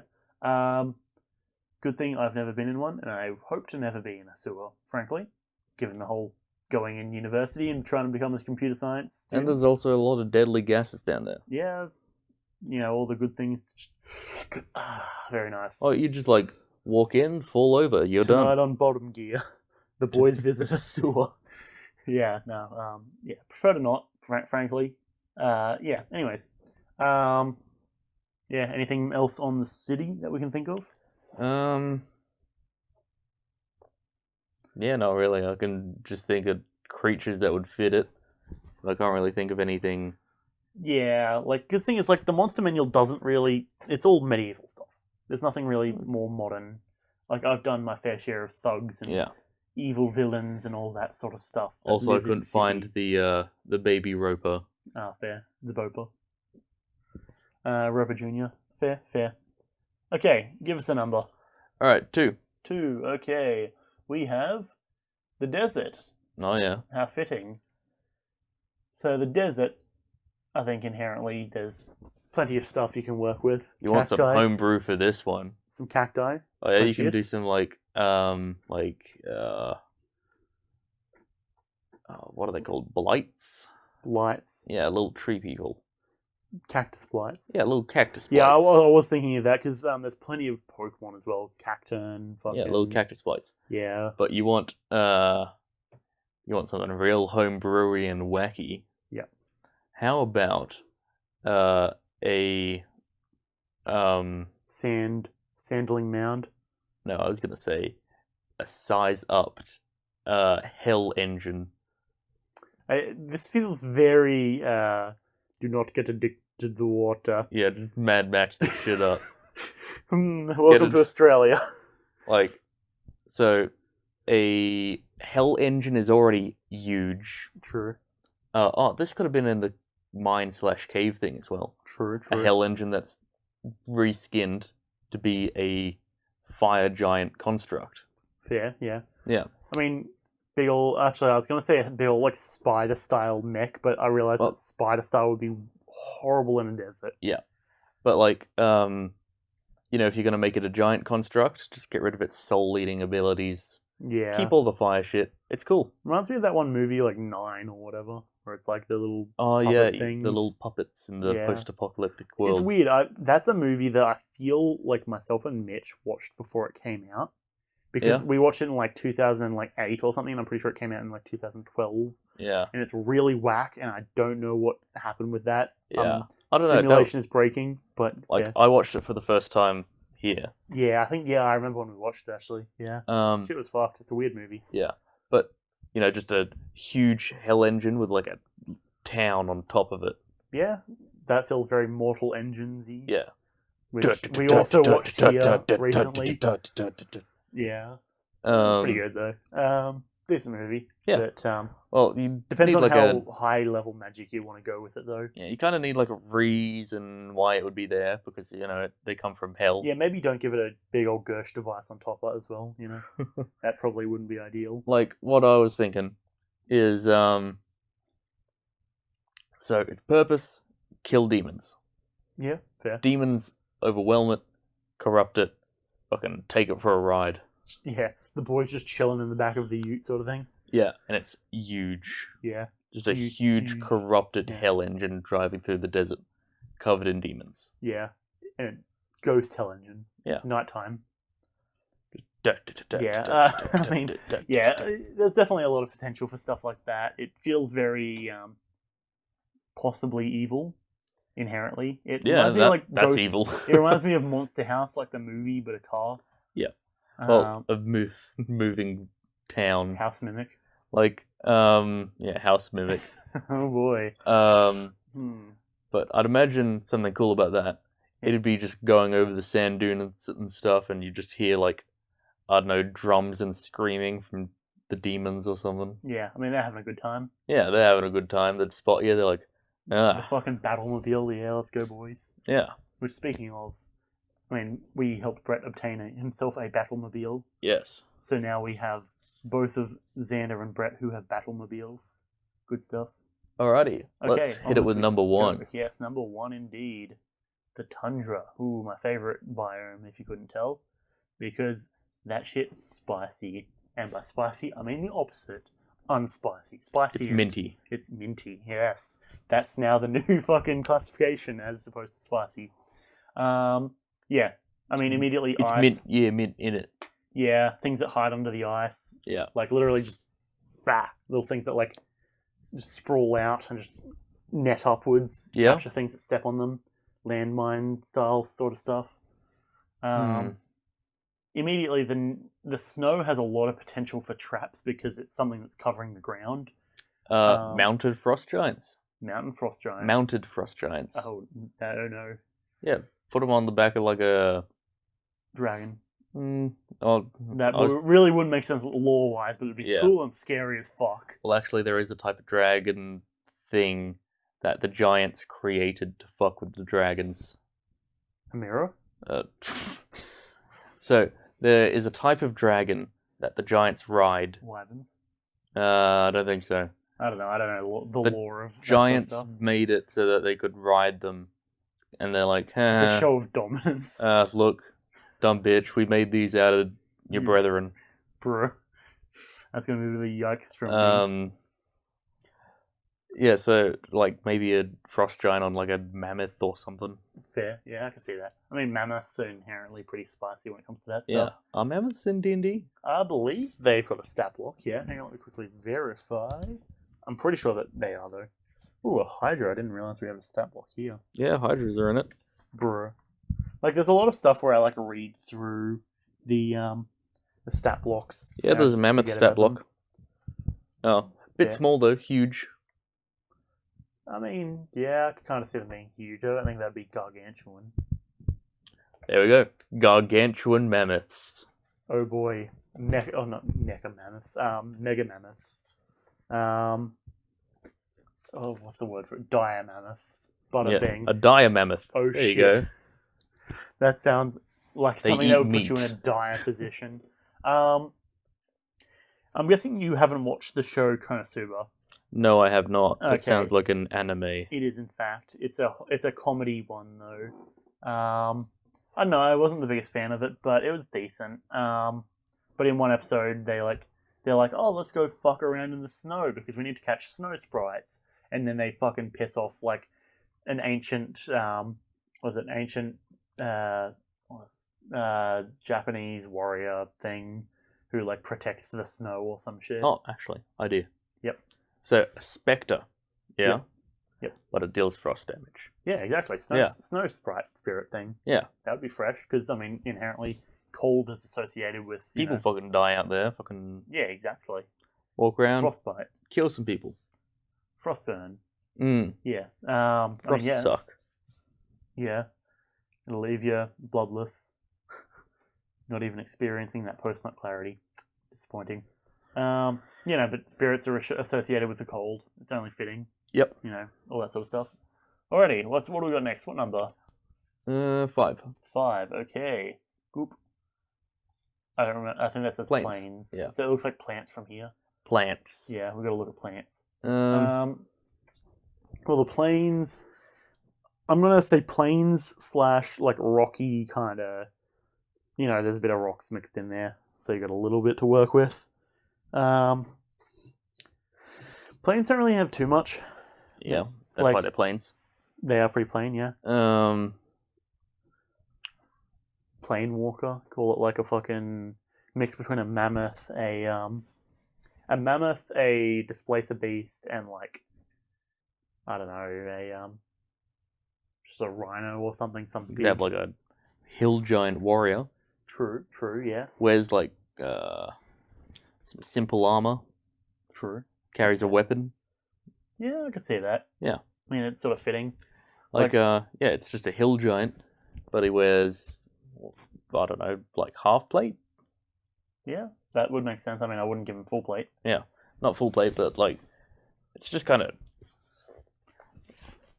Just there. chucked yeah. on. You could give him like a fire giant forged weapon, so like an actually decent weapon that they just abuse. Yeah. Well, the other thing to consider is like sometimes it's okay to. I suppose that's a comment I should also make. Sometimes it's okay to have a moment of respite away from like combat and such. Like having a bit of time of like a nice described walk through the plains can be nice. Yeah. Um. What's this, like a PSA? Yes. Goblins, clay golems. Yeah, they Rock could be golems, maybe. walking around. Oh, actually, what are they called? They're little earth elementals. I've seen a lot of earth elemental style things while I've been scrolling through the book. They look like boulders. I'll quickly take a scan, but I'm not particularly sure their name. They've got a name that sounds like a person's name. I think it's near the back of the book because I did see something and I was like, why does that look just like a normal person's name? Let's see. Boop. Abominable Yeti. I mean, I suppose Yetis would be fitting. Yeah, for, that'd like, be on the snow. tundra. Yeah, Maybe more on a mountain, but yeah. Water weird. It's pretty weird. You know how it'd be. Trolls. If you want, while I'm searching, feel free to tell the whole story of trolls that we were talking about, the origin of trolls. oh yeah, we're looking at some old Norwegian myths or like Finnish myths or something, and because I was curious why trolls were often depicted carrying a pillar. Yeah, because in the Minecraft mod pack we've been playing, a lot of them spawn with pillars and such. Yeah, they carry pillars, and also in the recent God of War game, trolls are seen carrying pillars as well. Yeah. So I was curious as to the significance of that. Yep. And yeah, it comes back to like some old myth about a priest or yeah. someone who was building a church, and a passing troll offers to help him finish the church. But the deal is that if the priest can't figure out the troll's name before he finishes the church, then the troll gets to take his eyes and heart. Specifically for the troll's child. So the priest agrees. The troll makes quick work, and is almost done with the church. And the priest starts panicking a bit. Freaking the fuck out. Goes out for a walk on the hills, and as he's walking or something, he he is talking under the hill, saying, "Oh, don't you worry, child. Your father Finn is gonna come back with the eyes and heart from that priest for you to play with." Yes. So the priest learned that the troll's name was Finn. So he travelled back to the In the Finland. church. I just realised this is a Finnish myth. I think so. I don't know if it was It was Finnish. Finnish or Scottish. I It remember was Scottish. there's two different interpretations of It it. was I believe. Finnish or like no, it was like Norwegian. Swedish or Yeah, Norwegian something or like that. Danish Yeah, or it's something. one of those sort of places. I don't know. So the priest goes back to the church, and the troll is placing the last half of the pillar in place, and the priest basically just goes, "Oh, hey Finn, how are you going?" Yeah. And the troll, in a rage, fucking yeets the pillar and leaves. Yeah. So I don't know. and then That's so the there's only the whole connection I thing, could find. Yeah, and then there was something along the lines of because of the fact he did that, he got turned to stone or something along those lines. Oh yeah. Then there's like an interpretation where God turned the troll and his wife to stone or something, and they're kept in the basement of the church. Yeah, which sounds a bit whack, but yes. In the meantime, I do believe the monster that you were looking for is Galeb Dur. That's it. Yes, this big old rock-looking dude. Yep, that's him. Yep. He looks like a fucking Pokemon, Golem specifically. Yep. So they just kind of chill as boulders, and you piss them off, and they're gonna You roll like at sit you. on them, and they're gonna like be like, "Oi, what are you doing?" Yeah. And then slap you. So what's interesting about them is that they've got environmental abilities, kind of. Fair. Animate boulders once per day. Well, their rolling ability does more damage if you're downhill from them. Huh. Okay. Fair enough. Yeah. I mean, I don't think it says it necessarily here. If it rolls, wait, hang on. If the Galeb Dur rolls at least 20 feet straight towards the target and then hits it with a slam attack, on the same turn, the target takes an extra 7 bludgeoning damage. There might be like an extra ruling on it doing more damage downhill. It does make sense if it's going downhill anyways, but I thought I remember it doing a downhill thing. yeah. Anyway. The other thing I was going to say is having a Magmin. So these Magmin, they look like little fire lads. If you reskinned it to be maybe a stone-based kind of Magmin, or like a cooled-off Magmin where it's like a lot, less red and flamed, I think it could fit as like a little thing that just chills in the rock, just has a chill out. Yeah. Of course, you'll need to probably rework a lot of it. So instead of, so it could have a death burst still, instead of, apparently, here we go. Ignited illumination. As a bonus action, it can set itself ablaze or extinguish its flames. So it's something that's just chilled out. It's like nice. Yeah, and just grey. remove its ignite ability. No, even if you change that so it activates this ignite, Mm. bursts into flames, and then you're having a fight against this thing on the plains. I think that'd be kind of cool. Yeah. As the fight goes on, it like starts burning the grass around you, so you have this like essentially like fire ring around you. Oh, something else weird that I remember, not so much about layers, but kind of similar in topic. Yep. Was saying that with giants, how they're kind of elemental. Yep. If you had like a war party of fire giants coming through a town, Yep. It'd be hot. Yes. Inherently, just because of the pure heat coming off of them as well. Yeah, like they're like them being together is hot. It can cause burning and all that. I mean, hey, shit. if that's what you're into, but yeah. Yeah. Yeah. Or frost giants, it's fucking cold whenever they're around. I mean, naturally, they radiate the lack of heat. Well, technically, it's not radiating. If anything, they'd be sucking in the heat.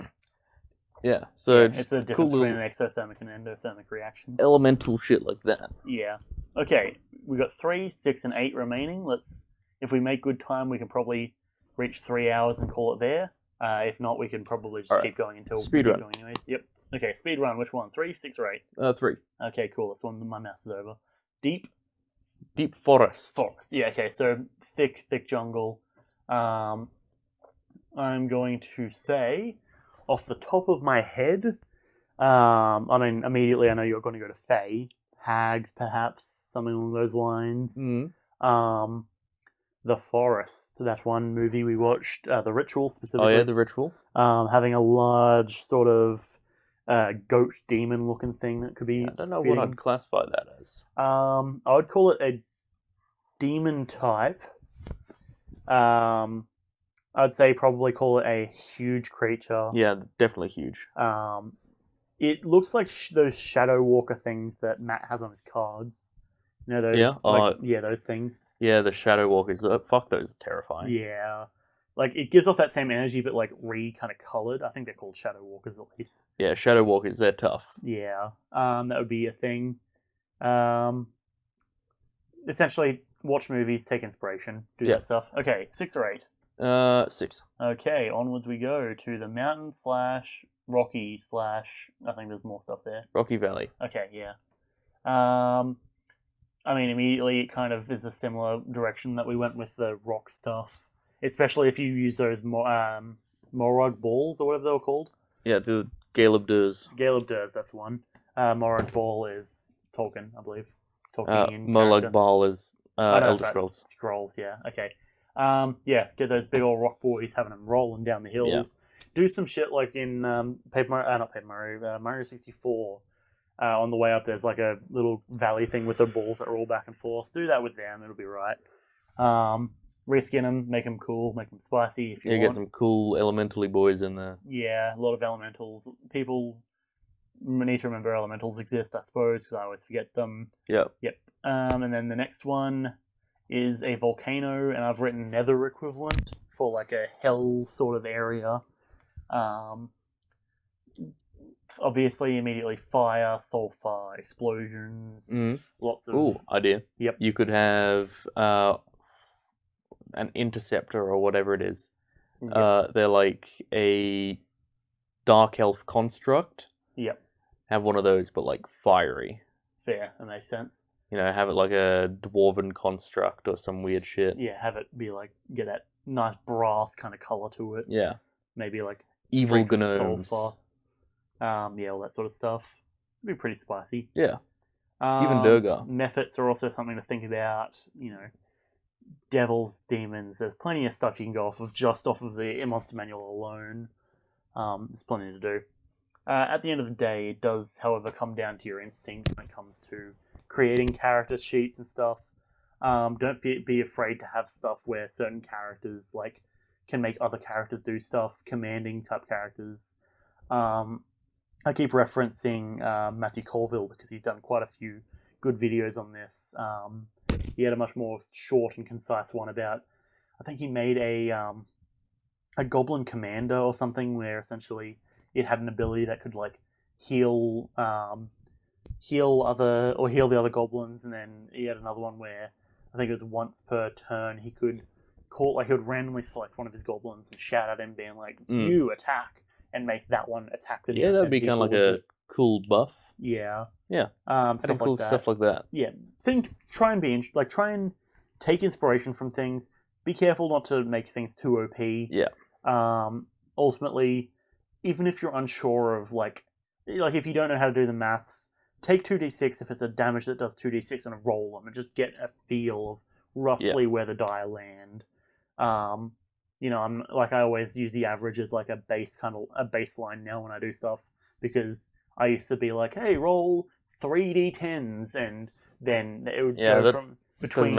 It was way too inconsistent. Yeah, so sometimes you'll be getting 30, sometimes you get 3, sort of thing. Yeah. And that's a massive line of like possible numbers. Alrighty. That being said, I think... And we can make a quick note on challenge rating. Yes. So, fuck challenge rating. That is all. Yes. Well, yeah. Challenge ratings can be good.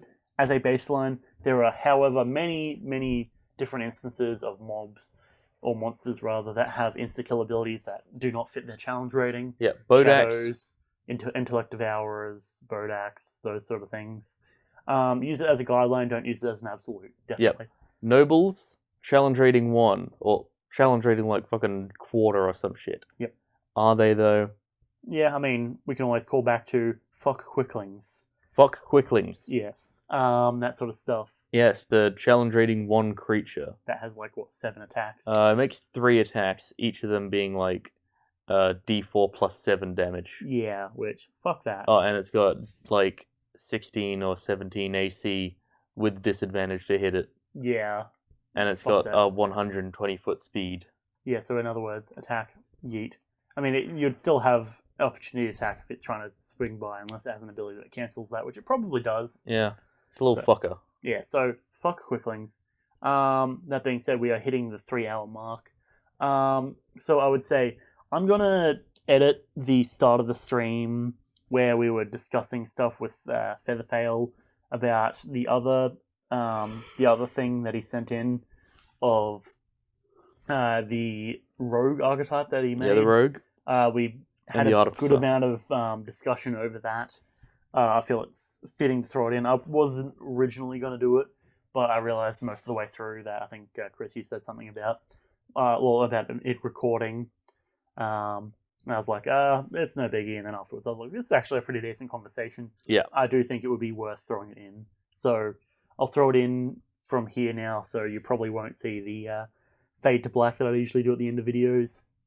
It'll cut directly over, and then at the end of that clip it'll fade to black because that's how I do my basic editing, just to make it nice and aesthetic. So I would say if you have stuck around to the end, I appreciate you coming out and all that sort of stuff in stream and in the video. Once again, thanks Kris for coming around and joining us. All good. Apologies that we haven't recorded for the last fortnight. I do want to make That's right, I forgive you. Yeah, okay. I mean, it's your fault twice those times, so shush you.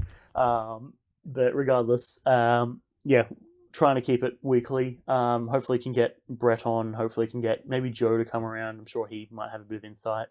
I reckon he could have a couple of good discussions about that sort of stuff. Maybe we need to talk to Xander and see if he wants to join us. At this point, now that we've got the headset that Matt brought us, that's got a microphone.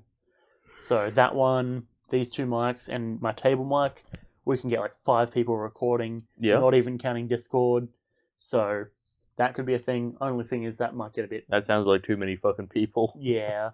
Like a DM or like a D&D game with 10 players. Fuck that. Yeah, no. I've done that before. Don't do it. Don't do it. Not traditional D&D at least.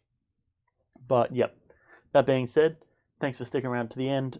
Here's the clip coming up in half a second. Bada bing, bada boom. Thank you and goodbye. And we are back. Okay. So I think we both got most of the way through reading the documents. What do you mean most of the way we got down Radiant Ray? Oh, true. Oh, I was looking at the most of the document in terms of what we have here on our script. It didn't occur to me that there is way more. Okay, well, we are not that far through apparently then in that case. Just a quick skim. We had some nuggets. Well, yeah, we were eating nuggets, but we did divulge into a bit of conversation in terms of immediate stuff that comes up. Personally, I know you seem to enjoy it or enjoy the idea of this. I like this quite as well.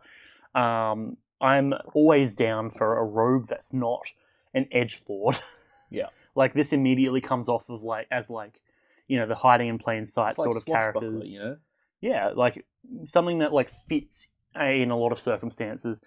This kind of comes off to me the sort of character who would look like one of the guys from El Dorado, just I know what I'm doing, just divert light sort of stuff.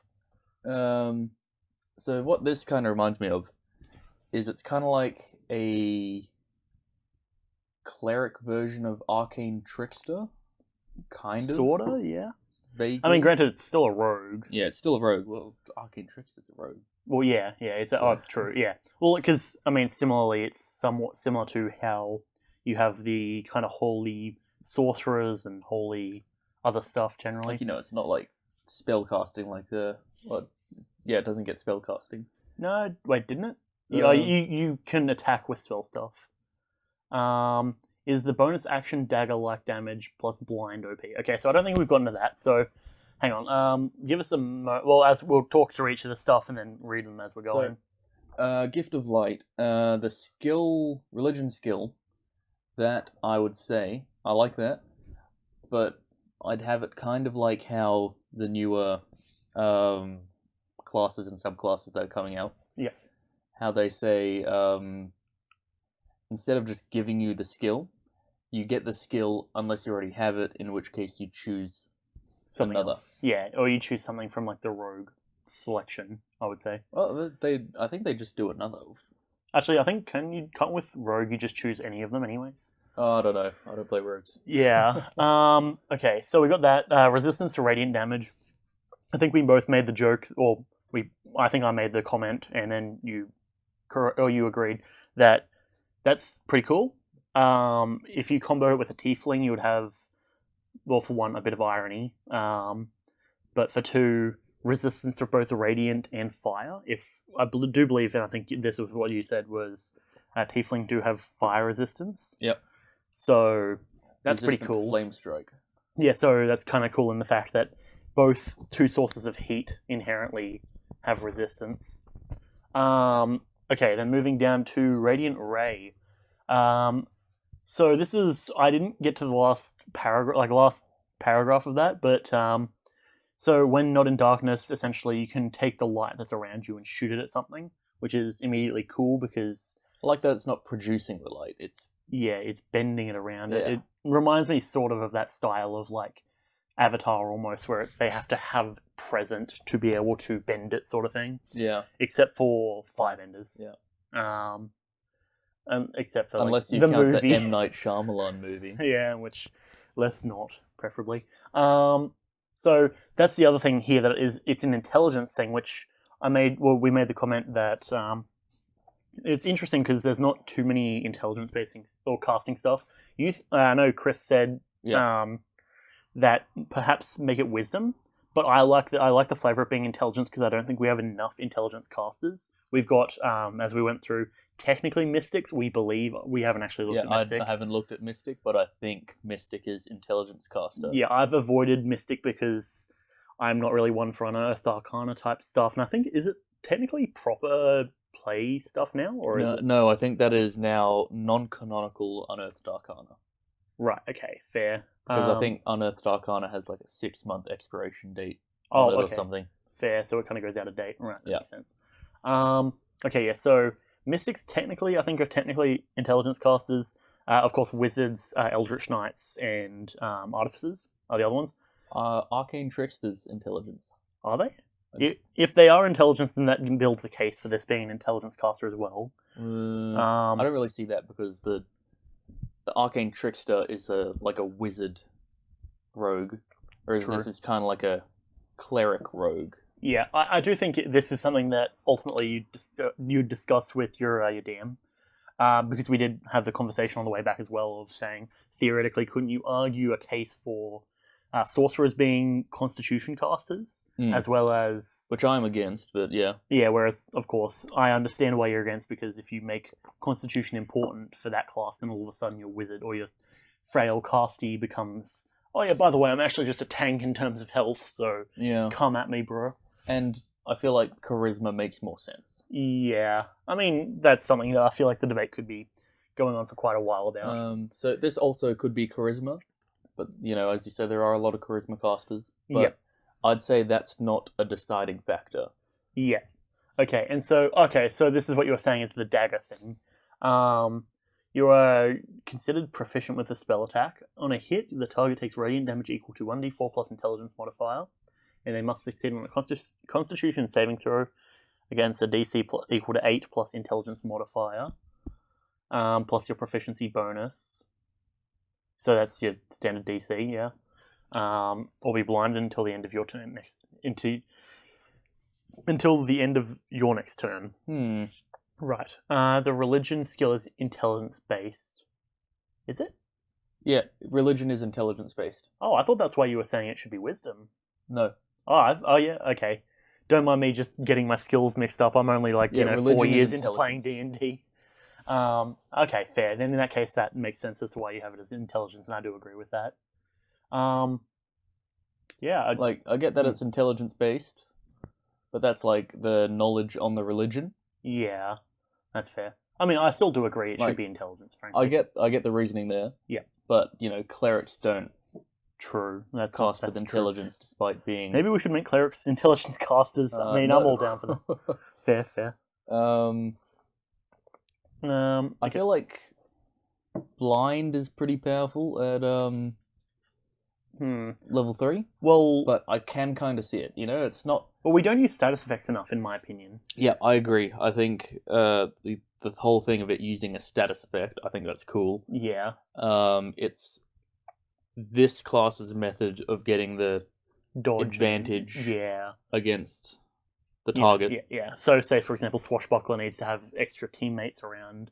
I don't know any other rogue ones. That's just, So I could definitely see that. Rather than just stealthing, just pocket sand and stab them. Yeah, the other one, if you didn't want to do blind, which I'm all down for blind, but you could argue as a substitution for blind, if you feel that becomes too powerful, you just say it has disadvantage to attack you for the next turn. That's also good, yeah. Or disadvantage on attacks and checks. Which actually technically doesn't blind just do that anyways? I think it's just disadvantage to attack you. No, I think. Hang on, let me check because we've got we got the DM screen here. Pocket laser. Just get your little red dot out, see what you can blind. Quick on the draw. Yes. Okay. Let's see. Conditions: blinded. A blinded creature can't see and automatically fails any ability check that requires sight. Attack rolls against the creature have advantage, and the creature's attack rolls have disadvantage. So inherently, that's same shit anyway. All right, cool. Yeah, same shit, blind's different right. smell. Yeah, blind's cool. More like pocket. Oh yeah. Oh, that's why you're saying pocket laser. Yeah, that's why I said it. Oh, I thought I didn't see chat there. Yes, that is my original joke. Yes. Okay. So should we be recording? Are we recording? We're not recording yet. No. Right. It's no biggie. Anyways, if I could probably just take it, and if I wanted to download the VOD and just slap this at the end, we can figure it out afterwards. Yeah, I was just checking to, see if you were aware that it wasn't recording. Yeah. No, it's all good. Okay. Concealing Radiance, 9th level, yeah. Wait, hang on. You can use this feature an amount of times per day equal to your intelligence Oh, modifier, Yeah, and regain sorry. all expended uses after you finish a long rest. Yep. That works. Perhaps a short... Wait, okay, you get one back on a short rest. Okay. I finished that sentence where it's like long rest. I'm like, perhaps something maybe on the short rest? Oh, that's the next sentence. I should probably read that. Yep, I mean, I'm down with that. That sounds good. Even just getting them back on... Well, perhaps even a D4 back. I don't know. It depends on how generous you want to be, I would say. yeah. Because I could see this being a thing where if you do one big fight per short rest, that this would be something that just blind you and blind you and blind you and blind you sort of thing. I love that I just read something and this seems really overpowered, and then it says limited use per day. I'm like, that makes way more sense. Which fitting, yeah. Concealing Radiance. Okay, let's move down to this. So this is where I haven't read up to yet. So nor have I. Okay, cool. Upon reaching 9th level, when you successfully hit a creature with your Radiant Ray, until the end of your next turn, they shed bright light for 10 feet and dim light for an additional 10 feet, which prevents it from going invisible. Yep. Creatures that are not friendly to you treat the area of bright light as heavily obscured. Okay. Now here's something to talk about. What if it makes it so any of your allies get advantage to hit it? Yeah. It depends on how bright it is, because concealing immediately kind of feels like glowing sun effect sort of thing. Yeah. Wasn't there some meme where it was some guy who's just extremely bright? Yeah, the guy sitting at the table or something. Yeah, I think that's glowing. Yeah, that. Depending on how bright you wanted to go with it, the advantage makes sense because it's kind of like fairy fire. Yeah, sort of. Yeah. Yeah. Plus also, so Radiant Ray.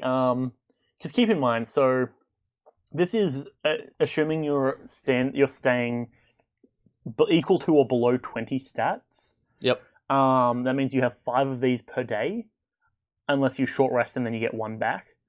This makes it so... Okay, I see. Yeah, it's changing as we're going. Okay, cool. What changed? I wasn't paying attention. The Concealing Radiance, yeah, because Featherfail is up here, actually doing stuff as we go. Yeah, so that's all good. You until the end of your next turn, the target sheds bright light and additional 10 feet, which prevents it from going invisible. Hostile creatures treat the bright light as heavily obscured, and light grants your allies like advantage. I mean, you could maybe even give it the choice where it's either it gives your allies advantage, or if you make it. No. I think allies advantage feels good. I was going to try and mix it up, but I think no. The standard style of D&D is you have an ability, it does this thing. Actually, hang on. Yep. If they're blinded, don't you already have advantage against them? Ooh, good call. Good question. I do believe you may be correct in this, actually. Yeah. You say that like you're surprised. What, on you being correct? Yeah. Fair. I am an encyclopedia. I mean, yeah, sure. Until it comes to like computer science and programming. Yeah, stop. Yeah. Giving you flashbacks, am I? Yeah, no, it's fine. Anyways, computer science is my my faculty or facility. Attack rolls against the creature have advantage. Yes, good call. Fair. So as well as getting advantage. You're welcome. I suppose you could note that as a in brackets thing. That is a good call. Apologies for not pointing that out like sooner and making kind of having you. Well, I had to think about it as well. Fair. Okay. Either way, I think that's pretty good. Like not going invisible. It's niche, but it makes sense. Well, yeah. I feel like there needs to be something else on top of it, though. To be fair, because it's a 9th level thing, right? You're getting up there. Everyone else is getting some decent abilities. Hold on, I'm going to look up some content that you could possibly split into that. Fair. Hey, Feather, were you the one the other couple weeks who sent through the shadow style soul thing, or was that that might have been Crafter? I don't recall. Because this feels sort of similar to almost to that, where because they kind of hide in plain sight sort of style thing. No, you didn't. Okay, fair. All right. Yeah, because this is like the same kind of thing. Yeah, it's got a very similar style. Well, we're talking different stuff. So not a class. Not a subclass. that was an enemy, which conveniently enough is what we will be getting into in terms of our episode. It was a light-based shadow. Yes, essentially, which I thought was pretty cool. Yeah, gives it a good flavor. Very similar, but this is player character. I was going to say choosing stuff. Not meaning any offense, but this seems better written. Oof, that's a bit of shade throwing, ironically, given the content. Like the other one was good. It was a good concept. Yeah. I like this. This is written... Well, this is also a different thing, because this is, a class archetype. Yeah, this is written like it's, right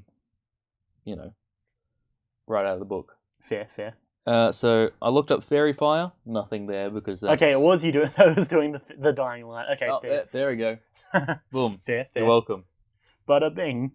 I mean, hey, take it as a compliment from him, I guess. You're improving. Good job. Jeez. Yeah, because it's a very similar style thing, I imagine. Okay, yeah, so... I do feel like there needs to be something else there. Yeah, I'm looking at other spells for inspiration. Yeah. Which I encourage. Yes. Look around. How does Concealing Radiance look now?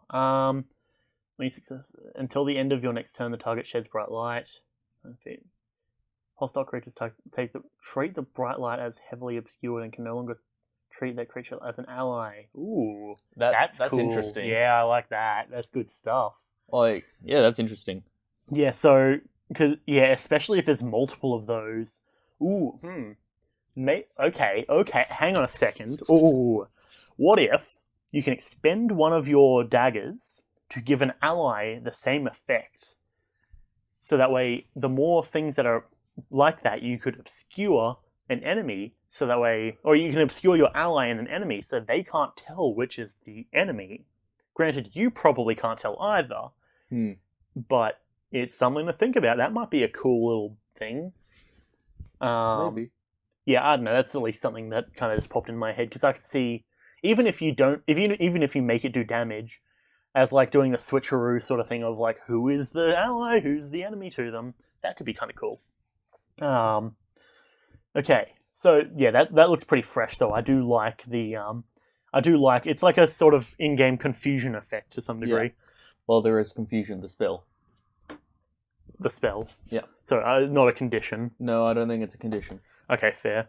Because I would say Looking at your little sheet, are you? I'm just cheat quick. sheet. I mean DM screen. Yeah. I'm just quickly making sure. Fair. Yeah. Because that's the other thing is immediately. Actually, I'll make the comment that immediately when I saw blinded, my first thought was stunned, because I thought stunned as well, but blinded definitely makes more sense. So, because especially when it comes to stuff like Darkest Dungeon, there's sort of a parallel of like bright light to stunning an opponent, and that's sort of immediately where I go with that. But yeah, no, I think that's good because stunning is very powerful. Is OP. Yeah, definitely. It's like, oh, you want your turn? Can't have it. I mean, yeah, stun locking is generally horrible in most situations. But so I also for the level 3 ability. Yeah. It doesn't make it too OP in that there's a lot of creatures that don't rely on sight. Yeah, most regular animals for the most part, something that can smell. No, well, they do rely on sight, but they get like advantage on like smell. Smelling based stuff. But there's a lot of things that get blind sight and true as well. Tremor sense and all that. Yeah. So they're just unaffected. Yeah, it's fair. Okay, at 13th level, when you successfully sneak attack a creature while in an area of bright light or direct sunlight, you deal an additional 1d6 radiant damage. That's cool. You can choose to convert the sneak attack damage into radiant damage. That's cool. Yeah, I can get down with that. I'd say that's generally pretty good. I wouldn't have any excuse to change that. This feels very powerful against undead. This feels like... Fun fact, most undead have no weakness to radiance. Oh, fair. Is it just like ghouls or something, or ghosts or zombies or something? Ghosts? I don't know if they do. Zombies do not. Zombies don't have a weakness? No.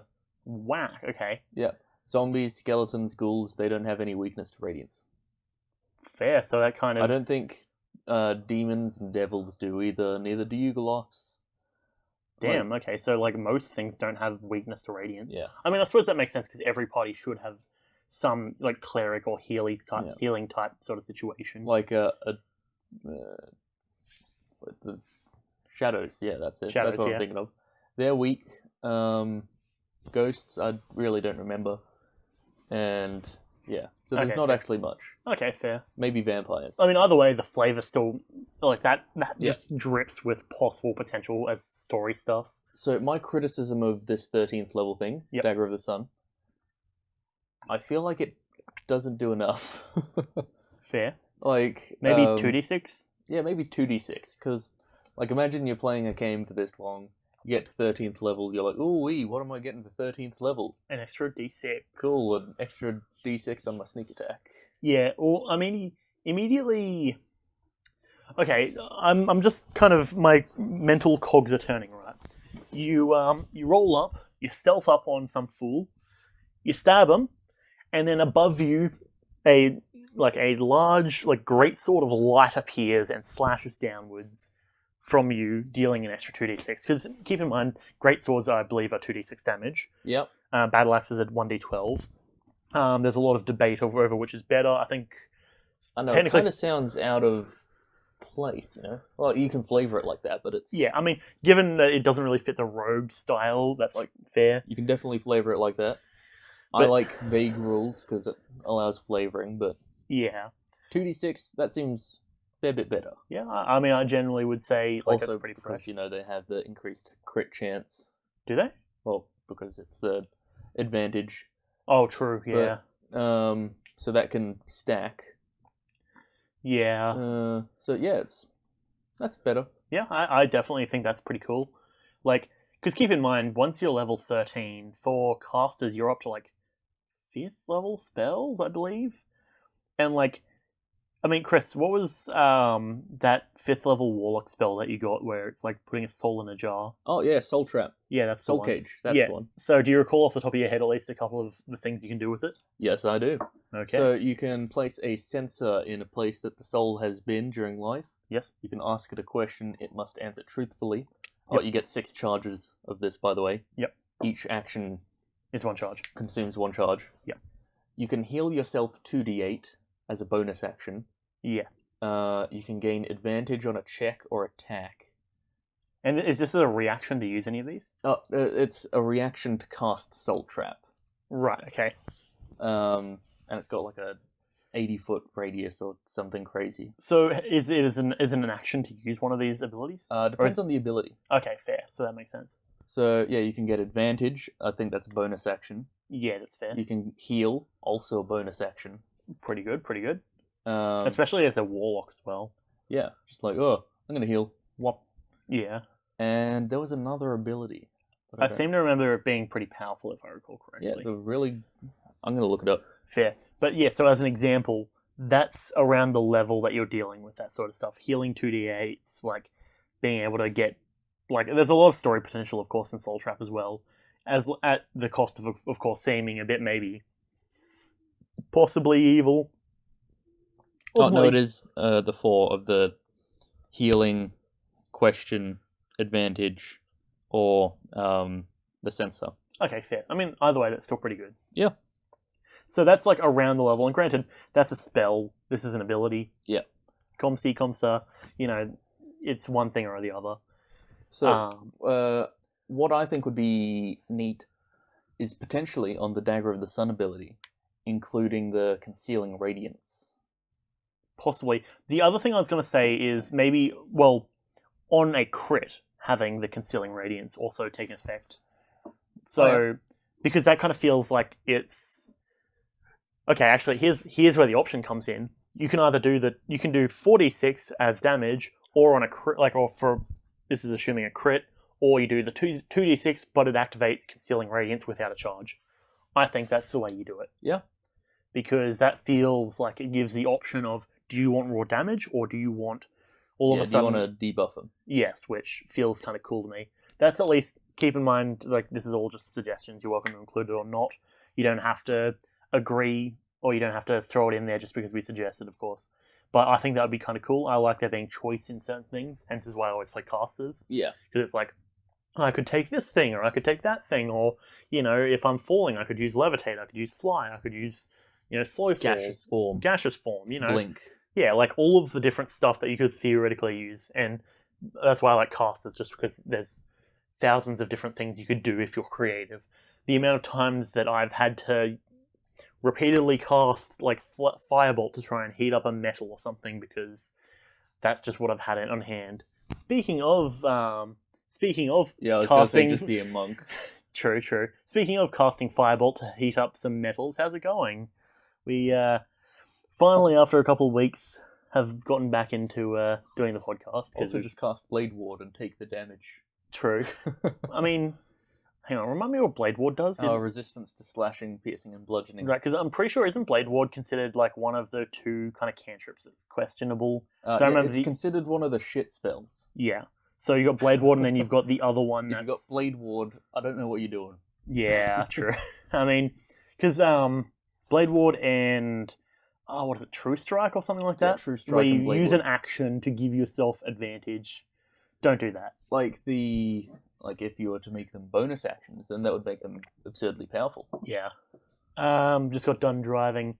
Yep. Oh wait, hang on. Oh no, DMing. DMing. You fool. I've been driving for the last however long. Yeah. Driving on the brain. Yeah, pretty much. Your boy out here burning some rubber, and by that I mean driving sensibly and not, in fact, speeding and being a sensible driver. More traction is more action.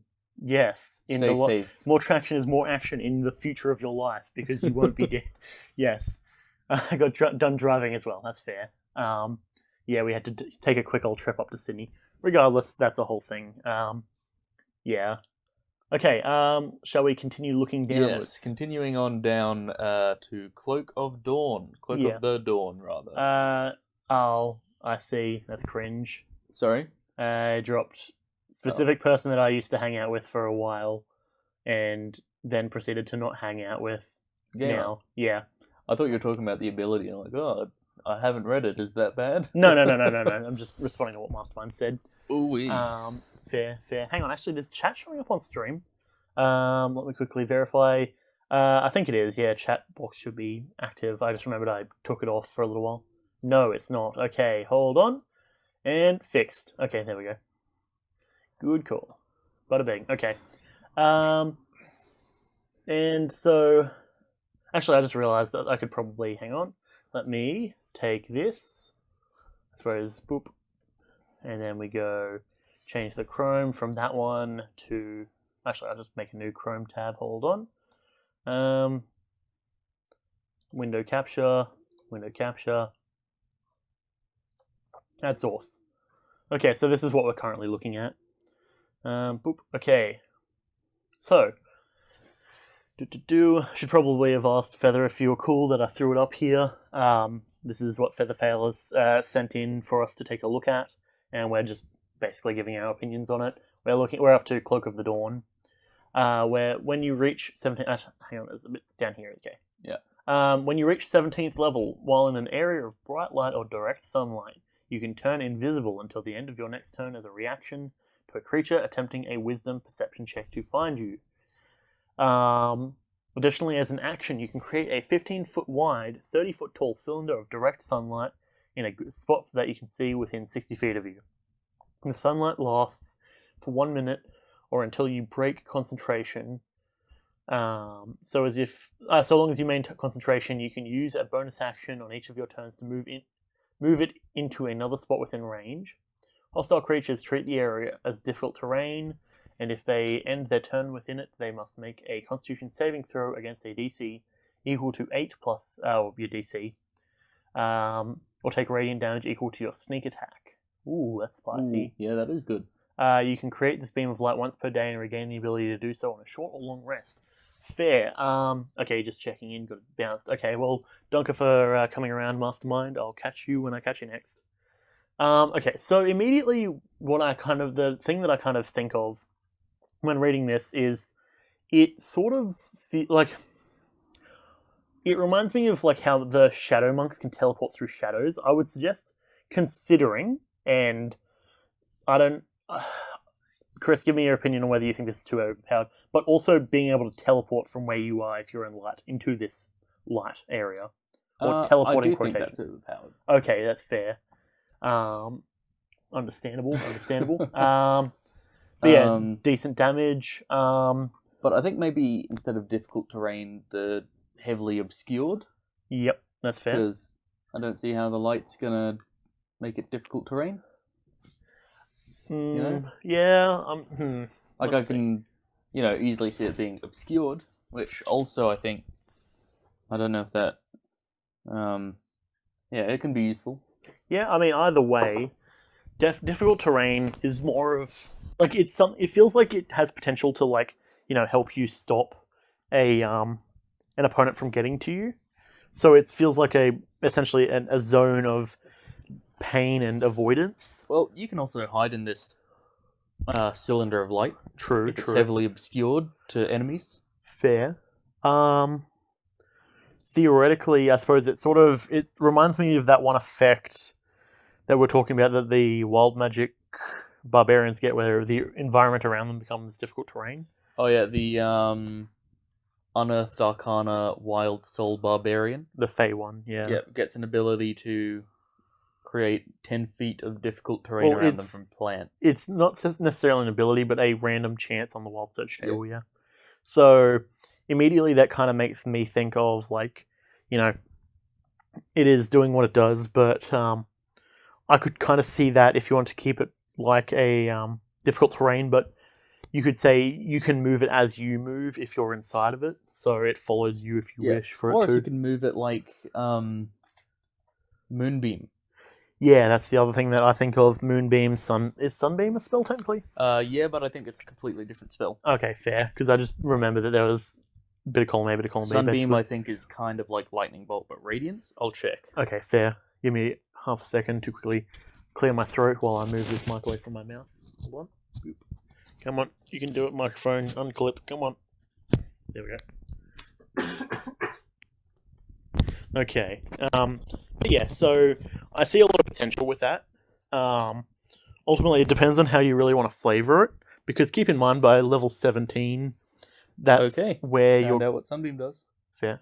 What you got? So, it's like Lightning Bolt, but Radiance and better. Okay, fair. I mean, is it a high level spell, I'm guessing? 6th level. Okay, yeah, so high level spell. So what it does is it's 1 action casting time. It's self and concentration up to a minute. Right. So you shoot out a 5-foot wide, 60-foot long beam of light, and creatures take 68 radiant damage and are blinded until your next turn.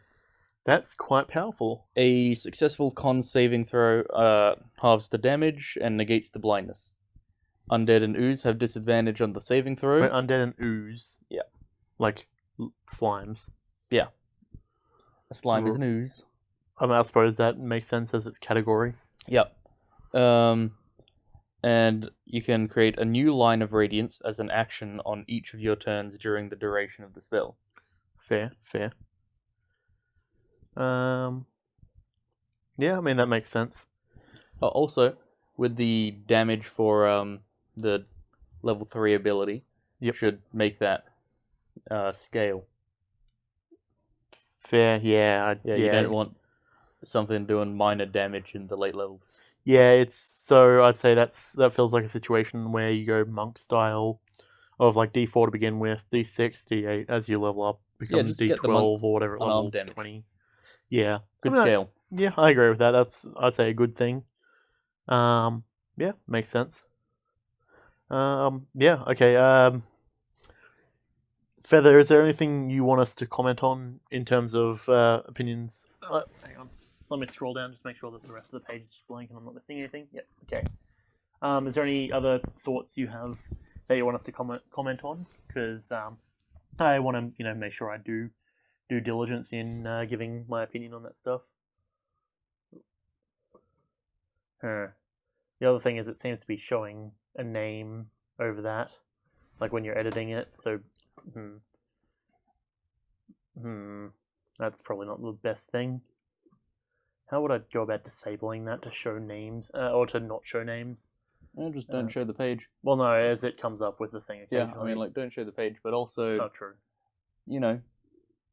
It's not that bad. Can't really dock someone with just, like, 2 names. True. Okay, well, apologies for that anyways. How do the damage look, or how does the damage look now? Oh, what? Where is it? Did you change that one, or is it the bottom one?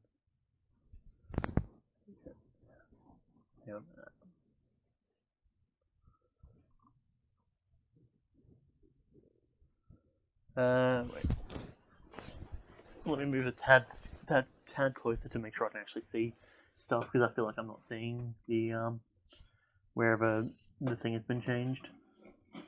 My mouse will work. Jeez. Oh, also, I feel like with something like this, like a subclass like this, you can add advantage to stealth in bright light. True, yeah. It's just like a passive sort of thing. That feels like a level 3 thing. I think that would go with that. Maybe not level 3, but what's maybe double proficiency on? No, don't do that. No, don't do that. But what was the one after level 3? Was that level? That was well. These ones are both level 3. So level 3, and then this one's level 9. Yeah, so just chuck it in with that. Yeah, fair.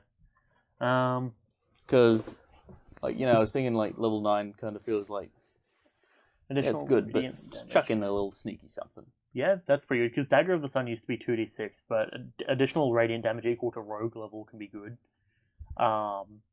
And you can choose to convert sneak attack damage to radiant. Yeah, I can definitely agree with that. When you reach 17th level, you can turn invisible until the end of your next turn as a reaction to a creature attempting a wisdom perception check to find you. Additionally, as an action, you create a 15-foot wide, 30 foot tall. Okay, yeah, all that stuff. I don't know why I'm rereading it. Hostile creatures, and they must make a thing. Take radiant damage equal to 5 times intelligence modifier, minimum of 5. So minimum intelligence modifier of 1. Yeah, that sounds pretty fresh, because that way it's a nice stable way to create damage. There's no chance in, oh man, I could roll high, I could roll low, which is also convenient. Yeah, I think that's good.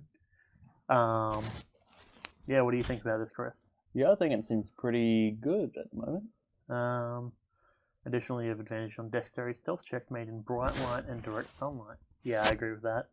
Like, I feel like if it was just bright and dim light, that would be a bit too overpowered.